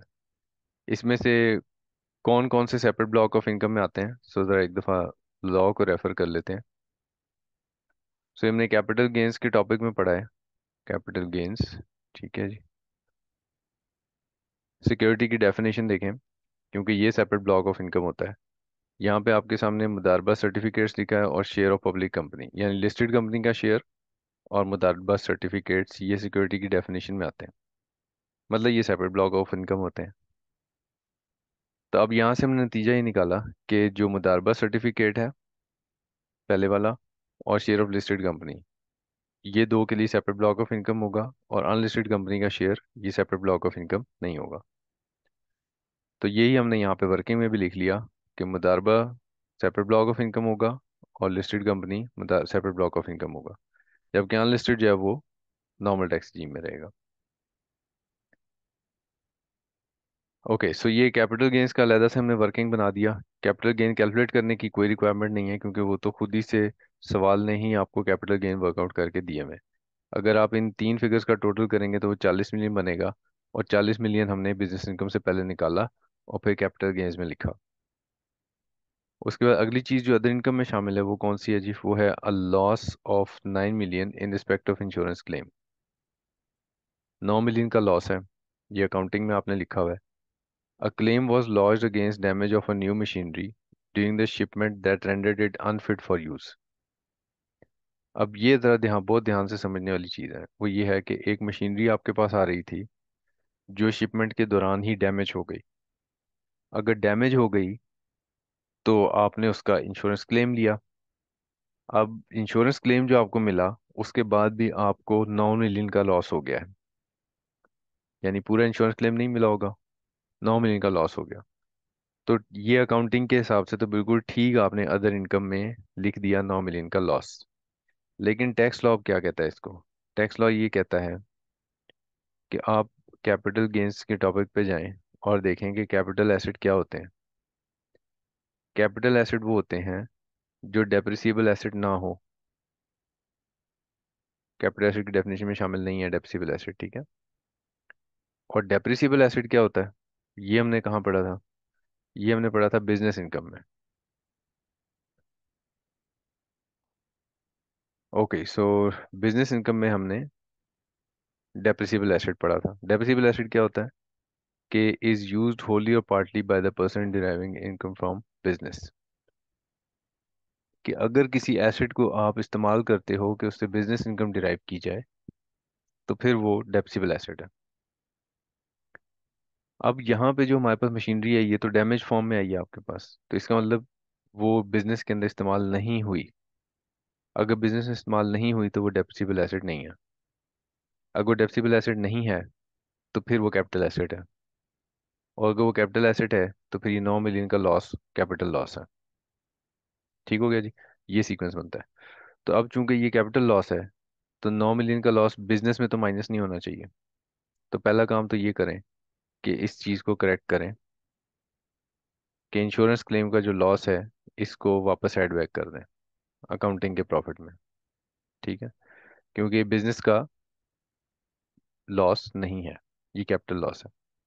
अब कैपिटल लॉस को किधर एडजस्ट कर सकते हैं आप? इसके लिए आपको लॉसेस का चैप्टर देखना पड़ेगा। ठीक है, सो लॉसेस पे आप चले जाओ एंड इट सेज कि अगर आपके पास कोई लॉस है नॉर्मल टैक्स रिजीम का कैपिटल गेन्स में, तो आप इसको एडजस्ट कर सकते हो कैपिटल गेन्स के अगेंस्ट ही। यस, कर सकते हो, इसके अलावा और कहीं नहीं कर सकते। तो अगर तो आपके पास कैपिटल गेन्स हैं तो उसमें एडजस्ट कर लो, अगर नहीं है तो ना करो। तो कैपिटल गेन्स तो है हमारे पास, ये है ना, लेकिन एनटीआर वाले के अगेंस्ट ही कर सकेंगे। तो जो आपके पास मशीनरी का लॉस है, उसको आप 9 मिलियन को 12 मिलियन में से एडजस्ट कर लेंगे। ठीक है, सो ये इसका नतीजा बनेगा। उसके बाद tax depreciation for the year on all fixed assets other than imported second hand plant is 214 million. तो ठीक है, अच्छी बात है, 214 मिलियन आपने टैक्स डेप्रिसिएशन बता दी, तो हम ये 214 मिलियन यहाँ पे लिख लेते हैं। ठीक है, सो ये डेप्रिसिएशन गिवन हो गई, टैक्स डेप्रिसिएशन गिवन। जो प्लांट है सेकंड प्लांट, वो उसके ऊपर हमने ऑलरेडी वर्कआउट कर ली है, और बिल्डिंग के ऊपर कोई डेप्रिसिएशन थी नहीं। तो अब आपकी डेप्रिसिएशन की फिगर फाइनल हो जाती है 217 million, 217.9। Following are details of losses brought forward. Brought forward loss के केस में टैक्स लॉ की प्रोविजन बहुत ही सादा है, इस टेबल को तो रेफर ही नहीं करना। ब्रॉट फॉरवर्ड लॉस के केस में losses not set of shall be carried forward only against same head of income. बात ही खत्म।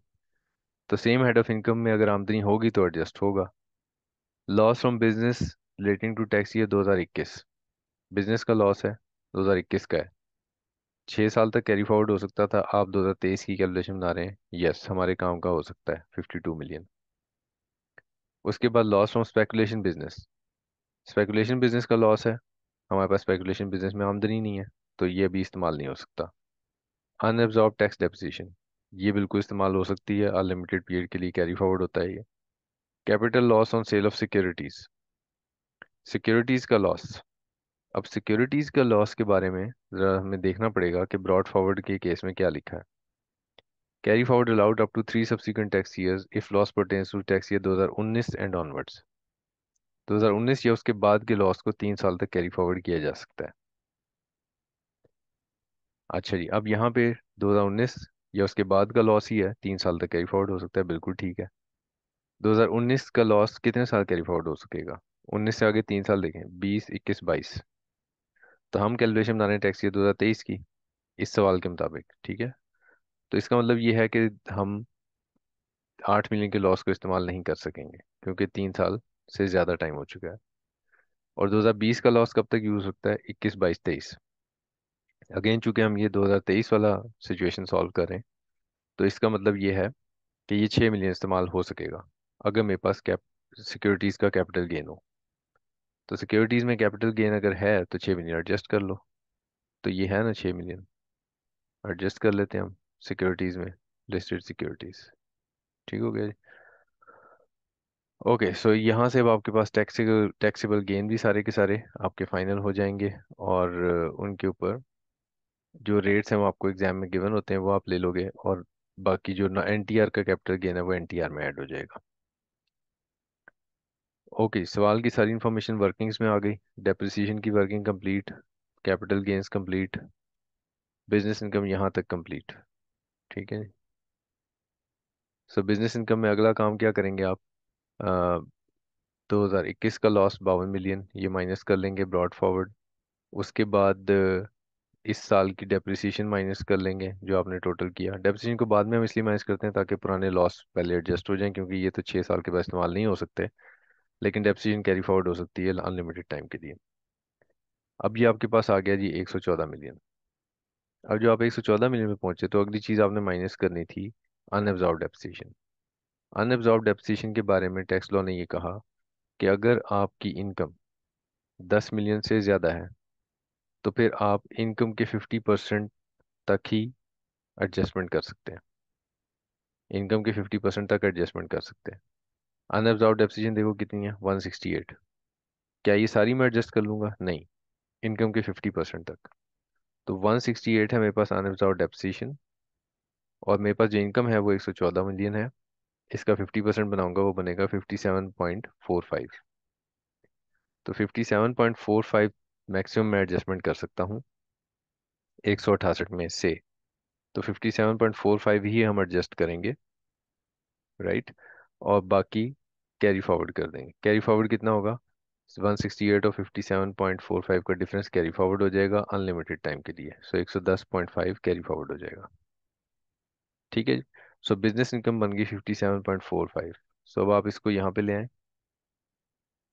इसी तरह कैपिटल गेन्स नॉर्मल वाले इधर ले आए और सेपरेट ब्लॉक वाले इधर ले आए, एंड दैट्स इट। बाकी तो इस सवाल में कोई मुश्किल चीज़ नहीं है। टैक्स कैलकुलेशन है वो स्लैब से आप अप्लाई करना जानते हैं। Okay, next is a theoretical question. उसको देखते हैं ज़रा कि वो क्या है। क्वेश्चन नंबर, अभी हमने ये सॉल्व कर लिया, क्वेश्चन नंबर 3 कर लिया हमने, क्वेश्चन नंबर 4 की अब हम बात करें। ओके, क्वेश्चन नंबर 4 से इज के Mushtaba Hussain is engage in the business of cashew nut processing. अच्छी बात है। फिर क्या होता है? On 31 July 2022 he entered into 6 month forward contract for purchase of raw materials। ठीक है, रॉ मटेरियल खरीदने के लिए he entered into 6 months forward contract used in his business to safeguard against losses due to price fluctuations। On 31 January 2023, the maturity date for forward contract, he took the delivery of raw materials and settled the contract by making due payment। ठीक है जी। अब under the provisions of income tax ordinance discuss the tax treatment of above transaction. अब इसमें देखें, इसने इसमें आपने बताना है कि आपने चूंकि रॉ मटेरियल खरीदा, फॉरवर्ड कॉन्ट्रैक्ट किया, मतलब ये कि आप ने मुस्तकबिल का सामान पहले ही खरीद लिया है, और एक्चुअल डिलीवरी ऑफ गुड्स भी हुई है। तो इसका मतलब इसको स्पेकुलेशन बिजनेस नहीं भी कहेंगे आप, क्योंकि आपने ही took the delivery of raw material.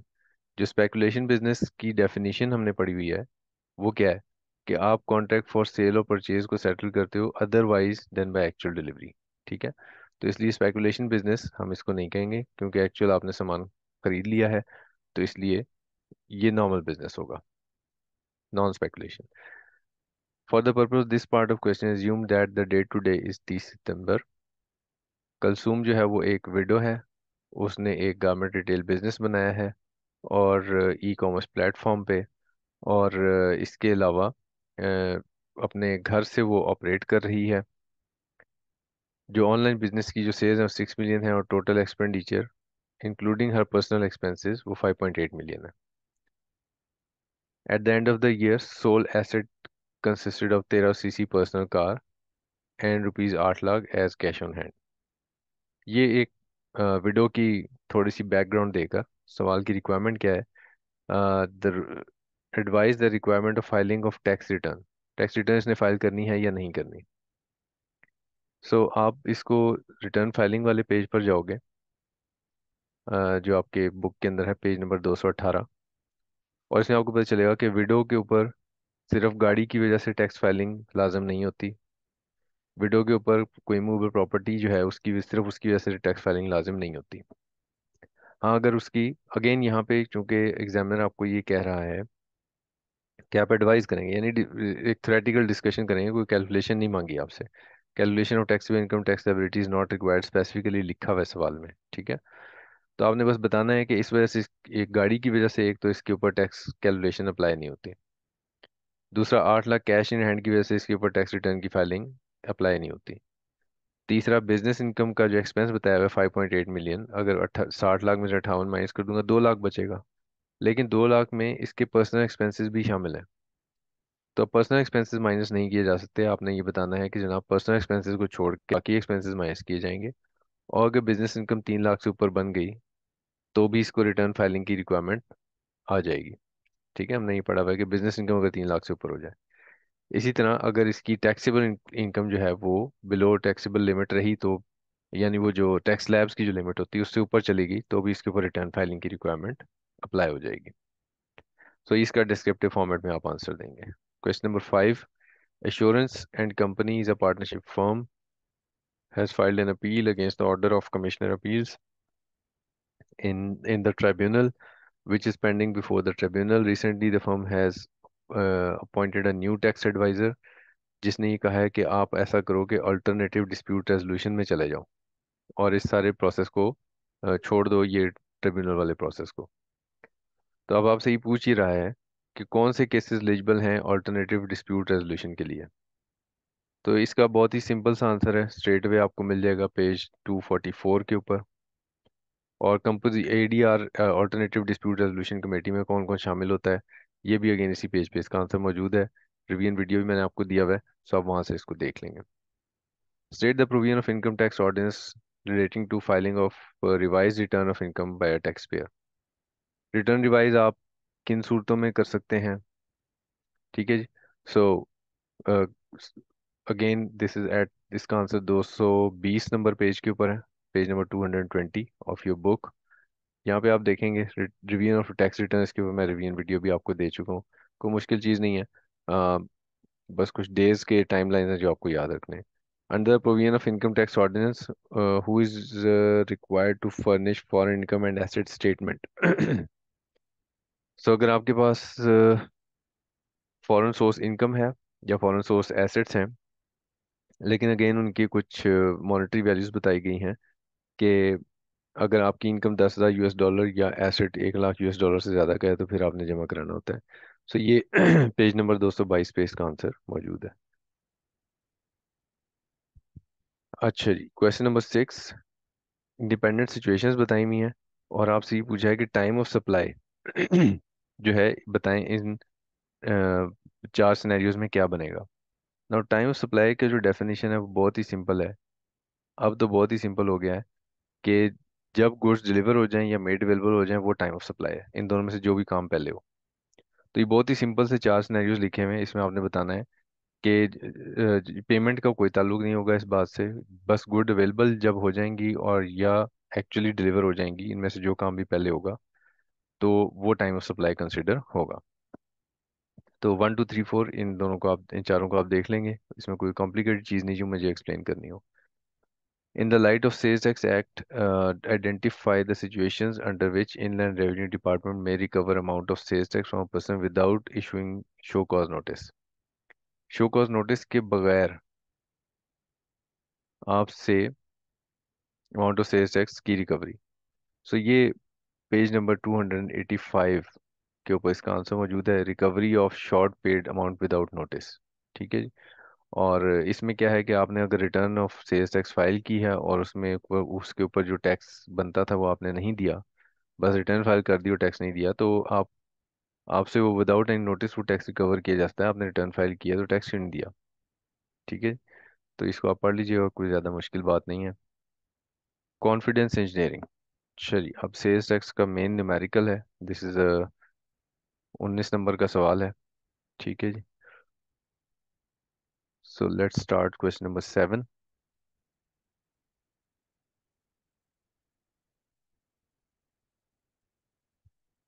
Confidence engineering जो है ये एक सोल प्रोप्राइटरशिप है। और इन्होंने क्या किया, engage in the business of manufacturing and supply of auto parts. ठीक है जी। और इसकी कुछ इन्फॉर्मेशन फरवरी 2023 की बताई गई है। इन्फॉर्मेशन क्या है? Taxable goods from registered person. क्या करेंगे इसको? सेल्स टैक्स 18% से चार्ज करेंगे, लेकिन नीचे हो सकता है कोई एडजस्टमेंट्स हो, तो उन एडजस्टमेंट्स को रिकॉर्ड करने के बाद। ठीक है। So from registered supplier 338 million straight way. कुछ एडजस्टमेंट्स हैं वो कर लेते हैं अभी। Taxable goods from unregistered person, इसका हमारे सवाल के ऊपर कोई इम्पैक्ट नहीं होता है, क्योंकि कोई इनपुट टैक्स होता ही नहीं अनरजिस्टर्ड पर्सन से। Taxable goods to registered person, 18% इस पे आप सेल्स टैक्स चार्ज करते हैं, और टू अनरजिस्टर्ड पर्सन इस पे 18% सेल्स टैक्स और 4% फर्दर टैक्स। सो 220 मिलियन और 40 मिलियन। अगेन इन फिगर्स में भी कुछ एडजस्टमेंट्स हैं नीचे, तो इसलिए हम इनको अभी वर्किंग में लिखेंगे, 20 मिलियन को और 40 मिलियन को, और फिर उसके बाद एक एक करके इसको एडजस्ट करते जाएंगे। Taxable goods from registered person. अच्छा, किस अमाउंट की बात हो रही है? 338 मिलियन की। आपने खरीदे हैं वायर्स एंड केबल्स, जो कि 6 मिलियन के थे, जो कि आपने यूज़ किए in the repair of machinery. Machinery की रिपेयर में आपने इस्तेमाल किए। अच्छा जी, अब इसके लिए आपने टैक्स लॉ में क्या चीज़ रेफ़र करनी है? आपने रेफ़र ये करना है कि विच इनपुट इज़ एडजस्टेबल में आपने पढ़ा था कि अगर आप वायर्स केबल्स खरीदते हो और वो बिल्डिंग के साथ अटैच करते हो, ठीक है, परमानेंटली अटैच करते हो बिल्डिंग के साथ, तो उसका इनपुट टैक्स अलाउड नहीं है, टैक्स रेट नॉट अलाउड में लिखा हुआ है। ठीक है। लेकिन यहाँ पे आपने किस लिए इसको इस्तेमाल किया? रिपेयर ऑफ मशीनरी के लिए 6 मिलियन। ठीक है। तो इसलिए जो आपने वायर एंड केबल्स लिए 6 मिलियन के, इसका इनपुट आप क्लेम कर सकते हैं, इसलिए इसकी कोई एडजस्टमेंट करने की जरूरत नहीं है। ठीक है। सो 338 मिलियन की फिगर पे किसी एडजस्टमेंट की जरूरत नहीं है, क्योंकि इन वायर्स एंड केबल्स को मशीनरी में इस्तेमाल किया गया है। अगर ये परमानेंटली अटैच होती टू द बिल्डिंग तो फिर हम इसका इनपुट टैक्स ना लेते। Taxable goods from unregistered person include goods worth 14 million purchase from cottage industry. Cottage industry से जो आप सामान खरीदते हो, उसका अ, उसका स्टेटस ये है कि वो एग्जाम्प्ट सप्लाईज होते हैं। ठीक है। तो अगर वो एग्जाम्प्ट सप्लाईज हैं, तो फिर इसका मतलब क्या हुआ? उनके ऊपर तो इनपुट टैक्स कोई नहीं होगा। तो लिखा हुआ है taxable goods from unregistered person, right? तो अनरजिस्टर्ड पर्सन से आपने सामान खरीदा, तो उस पर भी कोई इनपुट टैक्स नहीं होगा। तो 14 मिलियन का कोई इम्पैक्ट नहीं है आपके सवाल के ऊपर। Taxable goods to registered person.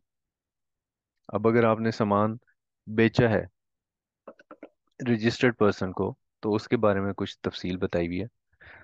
तफसील क्या है जी? Auto parts of 5 million which were supplied free of cost in exchange of defective parts covered under warranty। Warranty parts का सिचुएशन अगेन हम ये वैसे क्लास में भी डिस्कस कर चुके हैं, कि अगर एक आइटम मैंने वारंटी में किसी को बेचा तो मैं थोड़ा सा महंगा बेचता हूँ, क्योंकि मैं कुछ पैसे उससे इजाफी ले रहा होता हूँ कि जब ये वारंटी में क्लेम लेने आएगा तो मैं ऑलरेडी बहुत सारे कस्टमर से कुछ पैसे ले चुका हूँ, जिससे मैं ये वारंटी का खर्चा पूरा कर लूँगा। तो वारंटी में जब कोई पार्ट्स दिए जाते हैं तो फिर उनके ऊपर दोबारा सेल्स टैक्स चार्ज नहीं होता, क्योंकि जब आपने एक्चुअल आइटम बेचा था तो ज़्यादा प्राइस पे बेचा था और उसमें सेल्स टैक्स ज़्यादा प्राइस पे चार्ज कर लिया था। तो इसका मतलब ये जो ऑटो पार्ट्स वारंटी में गए, इसके ऊपर सेल्स टैक्स चार्ज नहीं होना है। तो सेल्स टू रजिस्टर्ड पर्सन में ऑटो पार्ट्स इसको हम माइनस कर लेते हैं, क्योंकि इसके ऊपर सेल्स टैक्स चार्ज नहीं होना। उसके बाद auto parts of 4 million which were withdrawn by the owner for his personal use. Personal use के लिए ले गया ऑनर। तो ऐसी सूरत में जो प्रोविजन ऑफ लॉ आपने रेफर करनी है वो कौन सी है? प्रोविजन ऑफ लॉ आपने रेफर ये करनी है कि आपने एक सेल्स टैक्स कंप्यूटेशन में सप्लाई का डेफिनेशन पढ़ा है। ठीक है। और जो सप्लाई का डेफिनेशन उसमें लिखा ये है कि अगर आपकी गुड्स प्रोड्यूस्ड हैं और वो कोई भी ले जाता है या किसी भी इस्तेमाल में आती हैं तो वो सेल कंसिडर होंगी, सप्लाई कंसिडर होंगी। तो अब चूंकि ऑटो पार्ट्स हैं जो कि ऑनर ले गया पर्सनल यूज़ के लिए, तो आपको देखना होगा ऑटो पार्ट्स मैन्युफैक्चर करते हो आप? जी बिल्कुल करते हो। तो इसका मतलब आपके लिए ये सेल कंसिडर होगा 4 मिलियन का। ठीक है। तो 4 मिलियन का अच्छा, इसमें अब चूंकि taxable goods to registered person में शामिल किया हुआ है 4 मिलियन को, तो ये सेल कंसिडर होगा। तो सेल कंसिडर होगा, इसका मतलब ये कि इसकी कोई एडजस्टमेंट करने की जरूरत नहीं, क्योंकि 220 में ही ऑलरेडी शामिल है। Raw material of rupees 2 million which were given to factory engineer for his personal use. अब देखो यहाँ पे क्या आपने दे दिया, रॉ मटेरियल। रॉ मटेरियल आपका मैन्युफैक्चर्ड आइटम था? नो, रॉ मटेरियल आपका मैन्युफैक्चर्ड आइटम नहीं था। तो अगर मैन्युफैक्चर्ड आइटम नहीं था तो ज़ाहिर रॉ मटेरियल से ही पता चल रहा है ना कि आपने कहीं से खरीदा है, आपने बनाया नहीं है। तो फिर ये 2 मिलियन सेल्स कंसिडर होगा? नहीं। आपने taxable goods to registered person में लिखा हुआ है, तो इसको 2 मिलियन को निकालना पड़ेगा। 2 मिलियन को माइनस कर दें। Next is goods of 32 million which were sold to PT at a credit term of its so and so. PT paid the amount in 10 days and availed the discount. अच्छा जी, अब 32 million का आपने सामान बेचा है और उन्होंने डिस्काउंट अवेल कर लिया जल्दी पेमेंट करके। ये 2/10 का मतलब ये है कि 2% डिस्काउंट मिलेगा अगर 10 दिन में पेमेंट करोगे, और मैक्सिमम 30 दिन में पेमेंट करनी है। N/30 का मतलब ये है। और अगर 30 दिन से ऊपर जाओगे तो 2% का मार्कअप चार्ज होगा। ये पेमेंट टर्म्स को इस तरह से रीड किया जाता है। तो अब यहाँ पे मतलब ये बना कि आपने जो है वो 10 दिन के अंदर अंदर डिस्काउंट जो है वो अवेल कर लिया। ना अगर किसी ने डिस्काउंट अवेल कर लिया है तो उसकी वजह से वैल्यू तो हम रिड्यूस नहीं करेंगे ना, क्योंकि कैश डिस्काउंट है। कैश डिस्काउंट का कोई इम्पैक्ट नहीं होता सेल्स टैक्स कैलकुलेशन पे, तो इसलिए हम कोई एडजस्टमेंट नहीं लेंगे इसकी।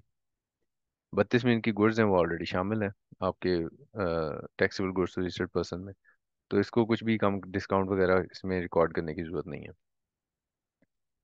Taxable goods to unregistered person include goods of 16 million provided to cottage industry.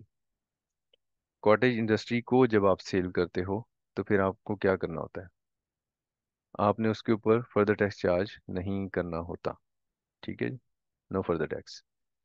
तो अब taxable goods to unregistered person में अगर शामिल है 16 मिलियन, तो आप क्या करें? 16 मिलियन से उसको निकालें, क्योंकि बाकी अनरजिस्टर्ड पर्सन को तो फर्दर टैक्स चार्ज होना है ना। तो इसलिए हम कॉटेज इंडस्ट्री 16 मिलियन को हम इधर से माइनस कर लेते हैं। ठीक है। ऊपर जब हम अपनी आउटपुट टैक्स की कैलकुलेशन बना रहे होंगे तो कॉटन इंडस्ट्री के ऊपर अलहदा से 18% का सेल्स टैक्स चार्ज कर लेंगे। 16 के ऊपर 18%, 2.88 बन जाएगा। वो अलग, इसके ऊपर फर्दर टैक्स हम चार्ज नहीं करेंगे। अच्छा, raw material of 25 million destroyed due to fire incident at factory store, all such material purchase from registered suppliers. ना 25 मिलियन का रॉ मटेरियल था और इसको आग लग गई, राइट। और ये आपने परचेज किया था from registered supplier. Registered supplier का मतलब ये है कि जो आपकी फ्रॉम रजिस्टर्ड सप्लायर की फिगर है उसमें ही शामिल है, राइट। और अगर अ, जो लॉस हो गया है तो क्या उसका इनपुट टैक्स ले सकेंगे आप? इनपुट टैक्स आप नहीं ले सकेंगे। उसकी वजह ये है कि सेल्स लॉ ये कहता है कि आपके इनपुट टैक्स लेने के लिए ज़रूरी है कि क्या हो, सॉरी इसमें जाना था, विच इनपुट इज एडजस्टेबल। आपका इनपुट टैक्स क्लेम करने के लिए ज़रूरी है कि गुड्स और सर्विसेज जो इस्तेमाल ना हो रही हों, जो इस्तेमाल ना हो सकें या ना हो रही हो for manufacturing of taxable goods, तो उसका आप इनपुट टैक्स क्लेम नहीं कर सकते। इनपुट टैक्स नॉट अलाउड में लिखा है। तो अब चूंकि गुड्स रॉ मटेरियल ज़ाया हो गया, आग लग गई, तो फायर लॉस की वजह से उसका इनपुट टैक्स आप क्लेम नहीं कर सकेंगे। Next is raw material 26 million were return to supplier, the material were purchase November 2022। आप कैलकुलेशन किस मंथ की बना रहे हैं? फरवरी 2023 की। ठीक है जी। तो 26 मिलियन का सामान है जो आपने सप्लायर को वापस कर दिया, राइट। अब इसका 26 मिलियन का सामान जो आपने वापस किया, तो क्या इसका रिटर्न जो है वो हम रिकॉर्ड कर सकते हैं या नहीं कर सकते? अगेन अब यहाँ पे आपको बताना पड़ेगा कि डेबिट क्रेडिट नोट, इसके इसकी जो भी रिक्वायरमेंट्स है उसके बारे में एजम्पशन स्टेट स्पेसिफाई करना पड़ेगा कि जो इसकी रिक्वायरमेंट्स है वो हमने पूरी की हुई हैं, और जो टाइम पीरियड है वो भी नवंबर 2022 से फरवरी 2023, यानी 180 डेज से तो कम ही बनता है। नवंबर, दिसंबर, जनवरी और फरवरी का तो हम कैलकुलेशन बना रहे हैं। तो रिक्वायरमेंट्स के बारे में अजम्पशन स्टेट करेंगे और इसको रिटर्न को रिकॉर्ड कर लेंगे। Sales tax invoice of 8 million, जो कि 15 जुलाई 2022 की थी, वो not declared in sales tax return for the month of July 2022। तो अगर आप सेल्स मेंशन करना भूल गए हैं किसी मंथ में, तो आपको करना ये चाहिए है कि आप फौरन से उसका सेल्स टैक्स तो अदा करें। ठीक है। और जो भी आपके ज़िम्मे सेल्स टैक्स है वो आपने पे करना होता है। अच्छा, जो जो सेल्स के ऊपर क्या मैं इस सेल्स में इसको शामिल करूंगा या नहीं करूंगा, जो नेक्स्ट क्वेश्चन है वो ये है कि क्या मैं इसको, ये रजिस्टर्ड पर्सन की सेल है या अनरजिस्टर्ड। हाँ, जो जुलाई 2022 की जो सेल है वो अगर आपने मेंशन नहीं की, अगेन इसमें एक चीज़ ये ध्यान रखनी है आपने कि यहाँ पे वो जो 6 मंथ्स वाला कानून है ना, ये वाला, ये वाला अप्लाई नहीं करना आपने, क्योंकि ये बात हो रही है इनपुट टैक्स की, परचेज की। यहाँ पे बात हो रही है सेल की। ठीक है। 8 मिलियन की सेल है जो कि आपने डिक्लेयर नहीं की सेल्स टैक्स रिटर्न में। तो अगर डिक्लेयर नहीं की तो उस सेल्स टैक्स रिटर्न को रिवाइज करना होता है आपने। ठीक है। तो इसका मतलब ये कि जुलाई की सेल्स टैक्स रिटर्न को रिवाइज करोगे और उसमें वो सेल शो करोगे। इसमें वो 6 महीने वाला टाइम मेंशन नहीं करना होता। मतलब वो वाला रूल अप्लाई नहीं होता कि अगले किसी भी 6 महीने में आप इसको जो है वो माइनस कर लें। ठीक हो गया जी। सो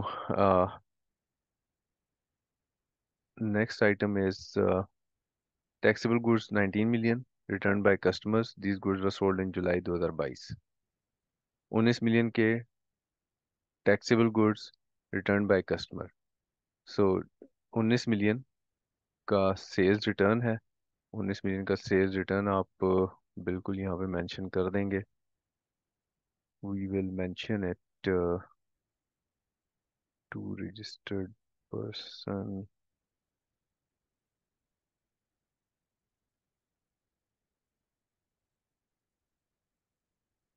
अच्छा हाँ, रिटर्न्स में भी एक प्रॉब्लम है। प्रॉब्लम ये है कि these goods were sold in July 2022, इसमें वो डेबिट क्रेडिट नोट वाली जो प्रोविजन हमने कल डिस्कस की थी वो अप्लाई होगी। एंड दैट प्रोविजन वाज कि अगर कोई ऐसा डेबिट क्रेडिट नोट है जिसकी वजह से आपका आउटपुट टैक्स रिड्यूस हो रहा है, तो वो फिर 180 दिन में इशू होना चाहिए। अब यहाँ पे प्रॉब्लम यह है कि जुलाई 2022 में आपने एक सेल किया और उसकी रिटर्न है, तो अब इसका मतलब ये इसकी एडजस्टमेंट डेबिट क्रेडिट नोट से होगी। और अब अगर आप कैलकुलेशन बना रहे हैं for the month of February, तो अब ये टाइम 6 महीने से ज़्यादा हो जाता है, 180 डेज से ज़्यादा हो जाता है। तो इसका मतलब ये है कि 19 मिलियन का जो रिटर्न है वो अभी आप नहीं लिख सकेंगे, क्योंकि डेबिट क्रेडिट नोट 180 दिन में इशू नहीं हुआ, क्योंकि रिटर्न ही ऑलरेडी 180 दिन में नहीं हुआ। तो इसलिए इस रिटर्न का यहाँ पे रिकॉर्ड, इसको इस रिटर्न को मेंशन नहीं किया जाएगा। तो इसलिए nothing will be mentioned. Electricity bill of 1.2 million paid in cash. So cash payments के ऊपर कोई रिस्ट्रिक्शन थी हमारे पास? बिल्कुल थी। Which input is adjustable, certain transaction not admissible. 50,000 से ज़्यादा आप पेमेंट नहीं कर सकते कैश में, लेकिन इसमें एक्सेप्शन है यूटिलिटी बिल्स की। ठीक है। तो अब यहाँ पे इलेक्ट्रिसिटी बिल 1.2 मिलियन का है और इसमें कोई प्रॉब्लम नहीं है, इसकी कोई एडजस्टमेंट नहीं की जाएगी। सेल्स टैक्स ब्रॉड फॉरवर्ड है 27 मिलियन का। ब्रॉड फॉरवर्ड इनपुट टैक्स जो है वो 27 मिलियन है, तो आप इसको अपने इस मंथ के इनपुट टैक्स में शामिल कर लेंगे। ठीक है जी। ओके जनाब। सो फिगर्स सारे के सारे हमारे सवाल से उठ के हमारी वर्किंग्स में आ चुके हैं। आप अपनी वर्किंग्स का टोटल करें। पहली वर्किंग है टू रजिस्टर्ड पर्सन, ये आ गई टू रजिस्टर्ड पर्सन। उसके बाद दूसरी वर्किंग है टू अनरजिस्टर्ड पर्सन जो कि 24 मिलियन है, ये आप टोटल ले आएंगे ऊपर, 24 मिलियन। अपॉर्शनमेंट की जरूरत इसलिए नहीं पेश आएगी क्योंकि एग्जाम्पल जीरो रेटेड सप्लाईज ही नहीं है सवाल में। तो आपका ये आउटपुट टैक्स बन गया, इसमें से आपने अब इनपुट टैक्स माइनस करना है। इनपुट टैक्स जो है वो आएगा फ्रॉम रजिस्टर्ड सप्लायर्स, राइट। और इलेक्ट्रिसिटी बिल से 1.2 मिलियन की वैल्यू है, और रजिस्टर्ड सप्लायर 285 मिलियन की वैल्यू ये आपने यहाँ पे फाइनल की हुई है अपनी वर्किंग में। ठीक है जी, यहाँ से आप वैल्यू ले आए ऊपर। सो 18% बनाया तो 51.3 पूरा ही माइनस हो जाएगा, और ये भी। सो इन इन तीनों फिगर्स को जमा करके आप 90% ऑफ आउटपुट टैक्स से मैच करेंगे तो वो कम वैल्यू बनती है आपके टोटल इनपुट टैक्स से। तीनों को मिला के 78.52 बना, लेकिन जो आउटपुट टैक्स था यानी 45.54, इसका जब आपने 90% बनाया तो वो बना 40.99। तो 40.99 कम है, यही माइनस किया जाएगा और बाकी सेल्स टैक्स पेएबल होगा। और इन दोनों का जो डिफरेंस है 78.52, क्योंकि एक्चुअल इनपुट टैक्स तो इतना बन रहा था, लेकिन आपने माइनस तो 40.9 किया है, तो इसलिए इसका जो डिफरेंस है जो कि 37.5 बनता है, ये आप कैरी फॉरवर्ड कर लेंगे। ठीक हो गया जी। अब हमारे पास बारी आती है अगले सवाल की, that is question number 8। Question number 8 जो है सर वो, जी, नंबर क्वेश्चन नंबर 7 की ना एडजस्टमेंट नंबर 7 दोबारा रिकैप करवा दें। Adjustment number 7, sales tax invoice जी। Of 8 million was erroneously not declared in the sales tax return for the month of July 2022। ये बात ही हो रही है कि एक सेल्स टैक्स इनवॉइस है, यानी आपकी सेल्स है। अपनी सेल अगर किसी मंथ में रिपोर्ट करना भूल जाओगे तो उस मंथ की सेल्स टैक्स रिटर्न को रिवाइज करोगे। ठीक है, ये नहीं करोगे कि उसको जैसे जो परचेज के केस में था ना, कि परचेज किसी मंथ में अगर भूल जाओगे तो अगले 6 माह में किसी महीने में भी उसको क्लेम कर सकते हो, six six subsequent tax period में। वो वाली प्रोविजन यहाँ पे अप्लाई नहीं होगी। सेल्स अगर आप मेंशन करनी भूल जाएंगे तो फिर उस मंथ की सेल्स टैक्स रिटर्न को रिवाइज करेंगे, कैलकुलेशन को रिवाइज करेंगे, और इस मंथ की कैलकुले सेल्स टैक्स रिटर्न में उसको शो नहीं करेंगे। ठीक है, तो इसलिए इस मंथ में हमने कोई नहीं करना इसको एडजस्ट, हमने जुलाई 2022 की ही सेल्स टैक्स रिटर्न को चेंज करना है। सो दिस इज अबाउट तो पॉइंट फिर नंबर सर 7। जो फाइल रिटर्न होगी रिवाइज फाइल रिटर्न उसके लिए कोई लिमिट तो नहीं है ना टाइम वगैरह की? नहीं, वो तो कमिश्नर की परमिशन चाहिए ना आपको। ओके ठीक है सर। ठीक हो गया जी। Okay, question number yes sir. 8। जी, क्वेश्चन नंबर 8 देख लेते हैं।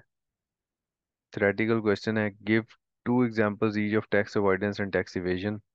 अवॉइडेंस अच्छी चीज़ है, इवेजन अच्छी चीज़ नहीं है। इवेजन में आप झूठ बोलते हैं, अवॉइडेंस में आप टैक्स लॉ को ही एक्सप्लॉइट करते हैं।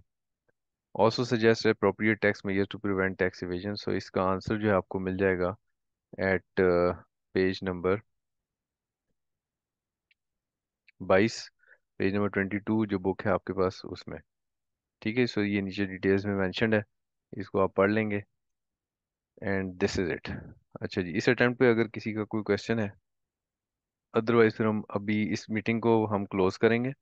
और अभी टाइम हो रहा है 10:55, 10:52 टू बी प्रिसाइज। तो अब से 20 मिनट के बाद आप दोबारा इसी लिंक से ज्वाइन कीजिएगा, मैं इस मीटिंग को एंड कर दूंगा। क्योंकि वो जो लैग वाली बात कर रहे थे हमजा, वो अगर किसी को इससे मसला हो रहा है तो फिर हम एक नई मीटिंग स्टार्ट करेंगे। लिंक यही होगा, सेम लिंक से आपने पूरे 20 मिनट के बाद इसी लिंक को ज्वाइन कर लेना है।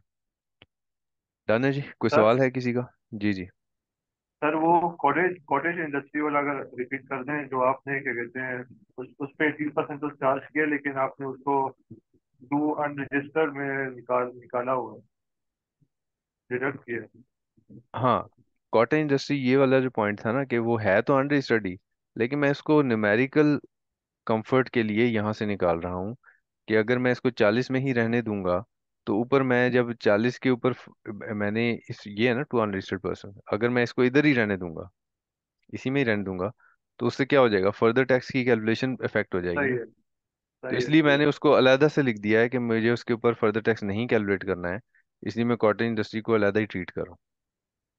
सही है, ठीक है जी। सही है। और कोई सवाल है जी किसी का? इफ नो तो then we will close this meeting. और 20 मिनट के बाद आप लोग इसी लिंक से, सेम लिंक से दोबारा ज्वाइन कर लें। ठीक है जी, थैंक यू।